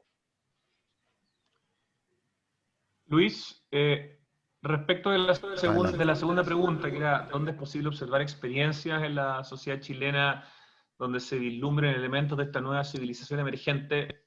Probablemente mi respuesta va a ser menos ambiciosa y no sé si es, pero sí veo un elemento positivo en el concepto de la participación ciudadana, sobre todo si uno compara el Chile pre-2000 con el Chile post-2000. Hoy día es muy difícil imaginar proyectos públicos que digamos que afecten a las personas, y cada vez más proyectos privados que digamos que no impliquen el preguntar y el generar procesos de participación ciudadana. Eso es algo bastante nuevo y yo lo encuentro extraordinariamente positivo. Por ejemplo, en el tema de los parques, la creación de parques desde el Ministerio de Vivienda y Urbanismo. Antes los parques se creaban de manera vertical y había gente experta que trabajaba, digamos, en ese ministerio y tomaba ciertas decisiones y probablemente se hacían muy buenos proyectos, pero hoy día, por ejemplo, cuando se discute la creación de un parque, un ejemplo bien interesante es lo que está pasando con el Parque Mapocho Río, que es un parque que se está haciendo, digamos, que afecta positivamente a las comunas de Cerro Navia y de Quinta Normal, y es básicamente todo ese vertedero ilegal eterno que vemos cuando venimos desde el aeropuerto por la costanera norte hacia la zona oriente, y que vemos kilómetros del río Mapocho con basura. Bueno, toda esa zona se va a convertir, y ya se está empezando a trabajar, en un parque maravilloso de 9 kilómetros de largo que se va a juntar con el Parque de la Familia, y se va a juntar con el Parque de los Reyes, y se va a juntar con la Estación Mapocho, y vamos a tener una continuidad paisajística extraordinaria. Y en ese proceso se hicieron varios encuentros, digamos, con los vecinos de Cerro Navia y de Quinta Normal, y a tal nivel que los vecinos decidieron, a través de este proceso de participación ciudadana, que va a haber 2 bajadas de playa al río Mapocho, porque era así como los abuelos y bisabuelos de muchas de las personas que hoy día viven en esas comunas se relacionaban con el río en el siglo, digamos, a mediados del siglo XX o a principios del siglo XX. El Mapocho tenía un vínculo mucho más cercano con la ciudad, la gente bajaba al río a hacer una cosa como de playa, y estas 2 bajadas de playa son resultados del proceso de participación ciudadana. Si uno ve también el ejemplo de la Fundación Mi Parque, que se dedica en el fondo a hacer plazas básicamente en sectores vulnerables, las plazas se arman completamente con los vecinos, por 2 razones. Porque los vecinos van a ser después los que van a cuidar esos lugares, Y además los van a cuidar, primero, de su seguridad y segundo, su subsistencia. Se van a preocupar de regalos, de mantenerlos bonitos. Si la gente no participa en los procesos, muchas de estas cosas que el Estado entrega o que los privados crean, muchas veces son abandonadas o destruidas. Hay varios espacios comerciales que se salvaron en el estallido social porque la gente sentía que tenía algún tipo de vínculo con esos espacios, porque se había creado una conversación. Y eso también, de eso también están tomando nota hoy día muchísimas, no sé, empresas inmobiliarias, gente que construye, que desarrolla. Así que tanto a nivel de Estado como a nivel de los privados cada vez más, la participación ciudadana, la consulta ciudadana, se ha transformado en algo que es tendencia. Y yo creo que eso es una tendencia súper, súper positiva y la rescato como algo propio de los últimos 15 años, especialmente en Chile. Muchas gracias Rodrigo, muchas gracias participantes. Hay un par de preguntas más que han llegado, las vamos a compartir. Nuevamente, no sé si alguno de ustedes quiere luego recoger el guante y responderla. Tenemos una de Michelle Parragués que dice, ¿qué posibilidades tiene la misma sociedad a través de este deseo de transformación y desarrollo? Entendiendo que no es solo económico, lo pone entre paréntesis, como la Constitución nos puede ayudar a asegurar lo que cada individuo necesita para ser feliz, sentir que vive una vida justa donde la comunidad y las instituciones están preocupadas del bienestar.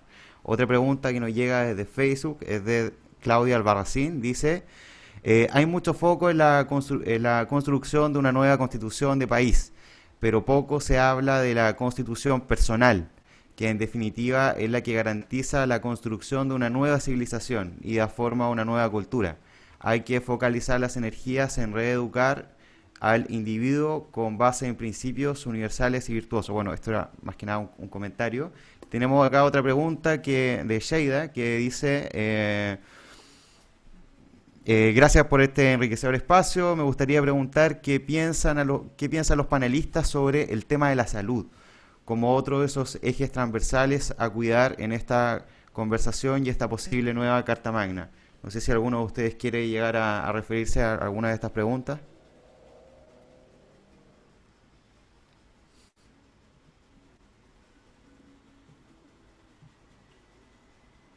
Luis, ¿tú podrías repetir la primera pregunta? Porque Claro, la primera dice, ¿qué posibilidades tiene la misma sociedad a través de este deseo de transformación y desarrollo, entendiendo que no es solo económico, y cómo la Constitución nos puede ayudar a asegurar lo que cada individuo necesita para ser feliz, para sentir que vive una vida justa, donde la comunidad y las instituciones están preocupadas del bienestar?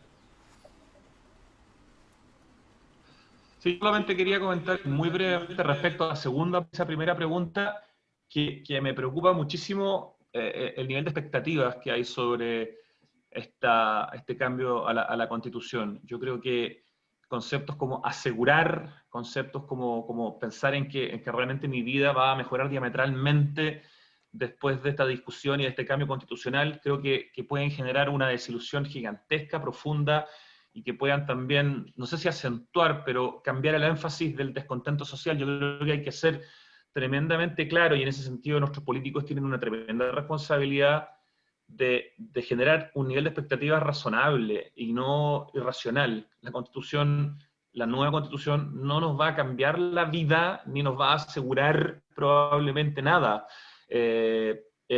Muchas de las cosas que se van a conversar quizás tengan efectos en el largo plazo, pero tener la expectativa de un cambio muy profundo de mi realidad creo que es una mala idea y creo que puede generar un tremendo costalazo. Y en ese sentido creo que hay que ser, sobre todo quienes no tenemos intenciones de elección y reelección en ningún cargo, creo que tenemos también una responsabilidad de decir desde nuestro nivel de conocimiento que lo que vamos a decidir puede ser muy positivo, insisto, más en el proceso que en el resultado, pero que el resultado, por lo menos en el corto y mediano plazo, no le va a mejorar probablemente la calidad de vida a nadie. Y en ese sentido, chuta, me preocupa muchísimo las expectativas. Eso. A mí me parece muy, muy interesante las preguntas. y creo que da para otros conversatorios. Pero pienso que es importante esto de construir sobre fortalezas y de reconocer los esfuerzos que se están realizando en diversos ámbitos que están permitiendo avanzar en esa comprensión que estaba también comentando César, ¿no? Yo creo que hay muchos esfuerzos que están empujando en ese sentido y que, como se había mencionado antes, hay que reconocerlos, pero reconocerlos también para incorporarlos en la comprensión y en el planteamiento de las reformas o cambios que se quieren hacer. Personalmente pensaba que yo conozco muy poco de todos esos esfuerzos y habría que ver cómo uno puede compartirlos más para conocerlos más y ver de como científicos ir aprendiendo de estas experiencias y viendo qué necesitan. Y luego sobre la pregunta de la que estaba comentando Rodrigo, creo que hay un elemento muy importante que es de reconocer que hay al menos tres protagonistas principales en el desarrollo o el avance, ¿no?, de la sociedad. Entonces está el individuo, las instituciones y la comunidad. Y realmente cada uno de estos tiene un rol muy importante que desempeñar. Porque si solamente los individuos esperan que las instituciones hagan los cambios, pero no están poniendo como de su parte, entonces eso no va a fructificar. Lo mismo, no se pueden tener líneas muy buenas normas, reglas y una constitución, como también se había señalado antes, pero mientras los individuos no encarnan esos ideales, entonces tampoco es como productivo o auspicioso. Y por otro lado también está este nivel comunitario, ¿no?, que tiene su propia dinámica, su propia forma de interacción y su propio rol, ¿no?, como entorno en el que permite el desarrollo del individuo y también está estrechamente correlacionado con las instituciones. Entonces yo siento que necesitamos avanzar como en la comprensión de estos tres roles, ¿no?, cómo se promueven estos tres roles también desde la Constitución y cómo se van complementando y ojalá logrando relaciones más armoniosas, ¿no?, en que las instituciones realmente proveen los medios, los recursos, las leyes, las normas que permiten florecer la sociedad, pero también permiten florecer al individuo y las comunidades también complementan eso, ¿no?, en un contexto de aprendizaje. Creo que el otro elemento que está como presente en esta pregunta de Daniel es como también nosotros estamos como incorporando el aprendizaje sobre los avances, sobre las fortalezas. Yo no sé si esto hace sentido, pero me dejó pensando un poco en cómo ir también recogiendo las experiencias y no centrando las expectativas demasiado en uno de los actores, cuando realmente la sociedad la hacemos todos, digamos, ¿no? Creo que Vero dio un punto clave, ¿no?, en esta idea del reconocimiento de la importancia que tienen y el rol que juegan cada uno de los actores y esa energía sinérgica que se produce entre ellos. Y creo que eso uno lo podría reconceptuar a nivel de constitución, en algo que hemos venido, creo, trabajando entre todos los panelistas, en la respuesta se ha ido vislumbrando, que es esta noción de por qué la constitución de alguna forma es necesaria, como decía Julián, pero no es suficiente. Y creo que tiene que ver con que si uno lee la Constitución en la clave actual, digamos, en el contexto actual, tiene un rol muy distinto al que si uno la leyera cuando comenzaron los primeros procesos constituyentes por allá en 1700 o ya más fuertemente a principios de 1800, ¿no? En ese momento, digamos, el rol del Estado, en este caso del actor institución, como decía Vero, era mucho más predominante del que tiene hoy día. Si uno lo piensa en esa época, digamos, esta idea del Leviatán o de cualquiera de las imágenes visuales que se producían en torno al Estado implicaba que de alguna forma el Estado regía o vino a regir todos los aspectos más relevantes de la vida humana, ¿no?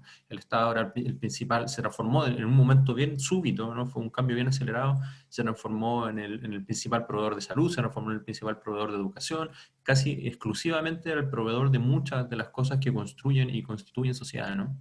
Entonces, y bueno, jugó un rol medio compartido con la iglesia, y si uno quiere entrar en el detalle más fino en el caso de la sociedad latinoamericana, etcétera, pero de alguna forma el Estado comenzó a tener un rol predominante, ¿no? La institución de alguna forma se volvió lo central, y en esa perspectiva, claro, uno entiende todavía que hay resabios mentales de eso, de que el cambio de constitución, como decía, genera una expectativa tremenda, porque uno piensa, wow, el Estado es todo, ¿no? Pero creo que una noción más moderna, una noción más actualizada, es capaz de incorporar esta noción de los tres actores que menciona Vero y reconocer que en la práctica, en la actualidad, digamos, el Estado es una esfera de acción, pero que interactúa y se influencia mutuamente con otras esferas, ¿no? De alguna forma es lo que se puede denominar Estado moderno versus los Estados liberales, ¿no? Entonces, en esta construcción, digamos, uno diría que hay datos clave, ¿no? Por ejemplo, si uno mira las 100 economías más fuertes o más grandes del mundo, ya es un dato revelador que más de la mitad de ellas son empresas y no estados. Entonces eso ya te da un vislumbre, ¿no? Te hace pensar, bueno, parece que los recursos del mundo están siendo organizados y manejados incluso mucho más por privados, entidades privadas no estatales, que por los propios estados y gobiernos del mundo. O sea, tenemos empresas que tienen, digamos, un manejo de los recursos mayor o manejan una cantidad de recursos mayores que lo que maneja un estado completo. Entonces, cuando uno empieza a empezar esa perspectiva, se vuelve evidente esta necesidad de interacción, y eso creo que es lo que hablábamos cuando en la presentación de alguna forma estábamos planteando de que el desafío que vive hoy día la humanidad es mucho más complejo y mucho más desafiante, siendo reiterativo, que lo que vivió en etapas previas de su desarrollo. O sea, el nivel de coordinación que tiene que lograrse ahora, el nivel de interrelación que tiene que lograrse ahora es mucho mayor, y por tanto, entonces, la capacidad que necesitamos es mucho mayor también. Y ahí es donde entonces cobra sentido esto también de los ejemplos y genera una dificultad. Y es que al ser el problema tan complejo, cuesta imaginarse, digamos, un ejemplo donde uno dice, oh, aquí se está produciendo civilización, porque uno lo ve como algo tan grande que uno espera que el ejemplo, entonces, que uno va a citar, sea algo también mayúsculo, ¿no? Uno piensa que el ejemplo va a ser algo así, que uno dice, wow, aquí se produjo la civilización. Y en realidad también eso tiene que ver un poco con esa imagen todavía infantil o arraigada, digamos, a etapas históricas previas del desarrollo humano. Y en realidad lo que uno tiene ahora es lo que yo creo que todos los panelistas hicieron de manera muy magistral, ¿no? Rodrigo, en esta mención de los parques o en estas menciones sobre todo lo que están haciendo en torno al consumo, o lo que menciona Julen de toda esta iniciativa agroambientales, que tiene que ver con que finalmente hay un reconocimiento de que el rol del individuo y de la comunidad, sobre todo de la comunidad local, es preponderante en esto. Y por tanto, la mayor cantidad de ejemplos que vamos a encontrar, más que ser ejemplos tremendos, súper grandes de coordinación a gran escala, van a ser ejemplos más bien logrados a microescala, ejemplos logrados a nivel de la comunidad, ejemplos logrados a nivel del barrio, a nivel del desarrollo de capacidad en ese ámbito. Y ahí es donde entonces todo este comentario que también escuché ahí de pasado cuando lo oyó Luis del rol que juega la educación, se vuelve esencial. Porque de alguna forma entonces tenemos que redefinir la educación para que empodere y capacite a la comunidad local. O sea, es imposible de alguna forma solucionar ninguno de estos problemas, ninguno de los problemas que enfrenta hoy día la humanidad, desde el ámbito socioeconómico, desde el ámbito ambiental, desde el ámbito de la igualdad de derechos y oportunidades para mujer y hombre, ninguno de esos son capaces de resolverse a escala mayor, a escala grande, digamos, la escala internacional o la escala incluso nacional va a reflejar finalmente lo que está pasando a microescala en los desarrollos comunitarios. Y ahí es donde también en ese desarrollo comunitario es muy probablemente que se centre la felicidad que mencionaba Michelle, ¿no? O sea, es muy difícil pensar que la felicidad va a estar dada por lo que haga o deje de hacer el Estado en su conjunto o el mundo en su conjunto, va a estar mucho más dada por lo que seamos capaces de hacer con nuestros vecinos, de lo que seamos capaces de coordinar y tener ese sentido de propósito común a microescala. Muchas Oye, gracias, César. me sumo a lo que dice César, Alejandra. no, algo súper cortito, que creo que claro, estoy de acuerdo con casi todo lo que han dicho, están súper buenas las respuestas, porque puede ser que mucha gente piense que esta constitución, y menciono lo que dijo Rodrigo de las expectativas que se tiene, vaya a cambiar todo y vaya a mejorar todo, sobre todo, por ejemplo, en temas ambientales o de educación, que es lo que hemos abordado varios acá, pero creo yo que todo parte por casa, entonces no por una nueva constitución, de un día para otro la gente va a empezar a pensar más y cuestionar sus hábitos de vida, de consumo y alimenticio, porque también hay que poner el plato en la mesa de la huella que está generando lo que estamos comiendo, que lo hacemos todos los días, varias veces al día, y no por una nueva constitución, mi condominio, mi barrio va a empezar a hacerse cargo de los residuos orgánicos y a reciclar y a consumir menos y a preferir productos locales y de granel. Entonces, creo que este tipo de conversatorios y otros que se han estado dando y actividades comunitarias son las que nos van a dar pie a este nuevo desarrollo y a esta nueva civilización que queremos tener, donde se tenga una relación distinta con el planeta y con todos los seres que lo habitan, no solo con los ecosistemas y el medio natural, sino que un respeto también por las otras especies y el cómo estamos viviendo y relacionándonos con ellas. Entonces, creo yo que hay que, claro, bajar un poco las expectativas tal vez de este punto en particular, que nos va a ayudar, obviamente, y va a mejorar muchas otras leyes y políticas públicas que vayan saliendo también, pero hay una tremenda pega, tanto de gobierno, de instituciones locales, y de cada una y cada uno de nosotros desde nuestra casa, por empezar a ser mejores personas, pensar de una manera más sustentable, más respetuosa, más amigable con nuestras vecinas, con nuestros vecinos. Entonces, les dejo la tarea como de mirar el basurero en su casa y empezar a pensar desde ahí, ¿qué puedo evitar acá? ¿Qué puedo reciclar, compostar? Y empezar a actuar desde lo local, desde lo doméstico, desde qué va a comer mi familia esta semana, estoy prefiriendo productos de temporada, o productos agroecológicos, y así, hay tantas preguntas. Yo creo que eso es lo lindo también de este proceso, que hay tantas preguntas y cosas que nos pueden permitir abrir el debate, conversar y ver las diferentes opiniones. Eso, quería agregar ese pequeño, y dejarles la tarea de que empiecen a cuestionar y a mirar su basura, qué podemos hacer para aplicar o abordar la temática, la crisis socioambiental que estamos viviendo desde lo cotidiano también. Muchas gracias, Alejandra, y bueno, muchísimas gracias a todos los panelistas, a todas las personas que se han sumado a esta conversación. Han sido 2 horas de una tremenda conversación, ha pasado el tiempo volando. Algunas pequeñas ideas que resaltar al término.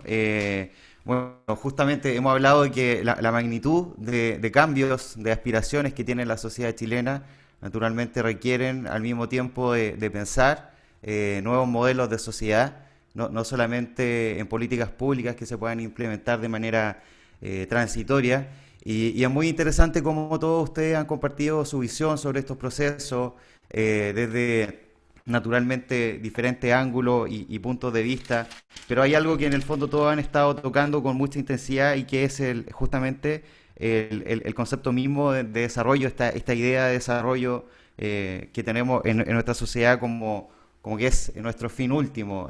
Finalmente, el obtener resultados diferentes implica también hacer cosas distintas. Entonces, el pensar, justamente reflexionar sobre esto es algo muy interesante. Quiero, antes de terminar, compartir un pequeño extracto de este libro que se llama Los grandes desafíos que enfrenta hoy la humanidad.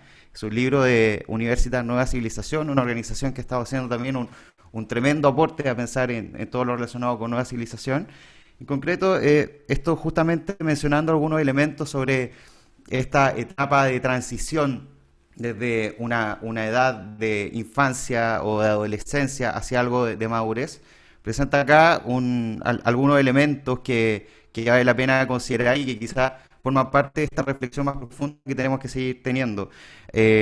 Cito a continuación: algunos de los hábitos de pensamiento característicos de la edad de la adolescencia podrían ser, por ejemplo, la práctica de endiosar a la razón humana y verla como un reemplazo de lo divino, el impulso a crear falsas dicotomías y analizar todo bajo esos términos: fe versus razón, ciencia versus religión, tradición versus modernidad, lo rural versus lo urbano, etc.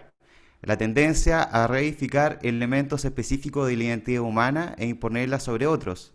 La tendencia a reducir procesos complejos de cambio social a unos pasos simplistas.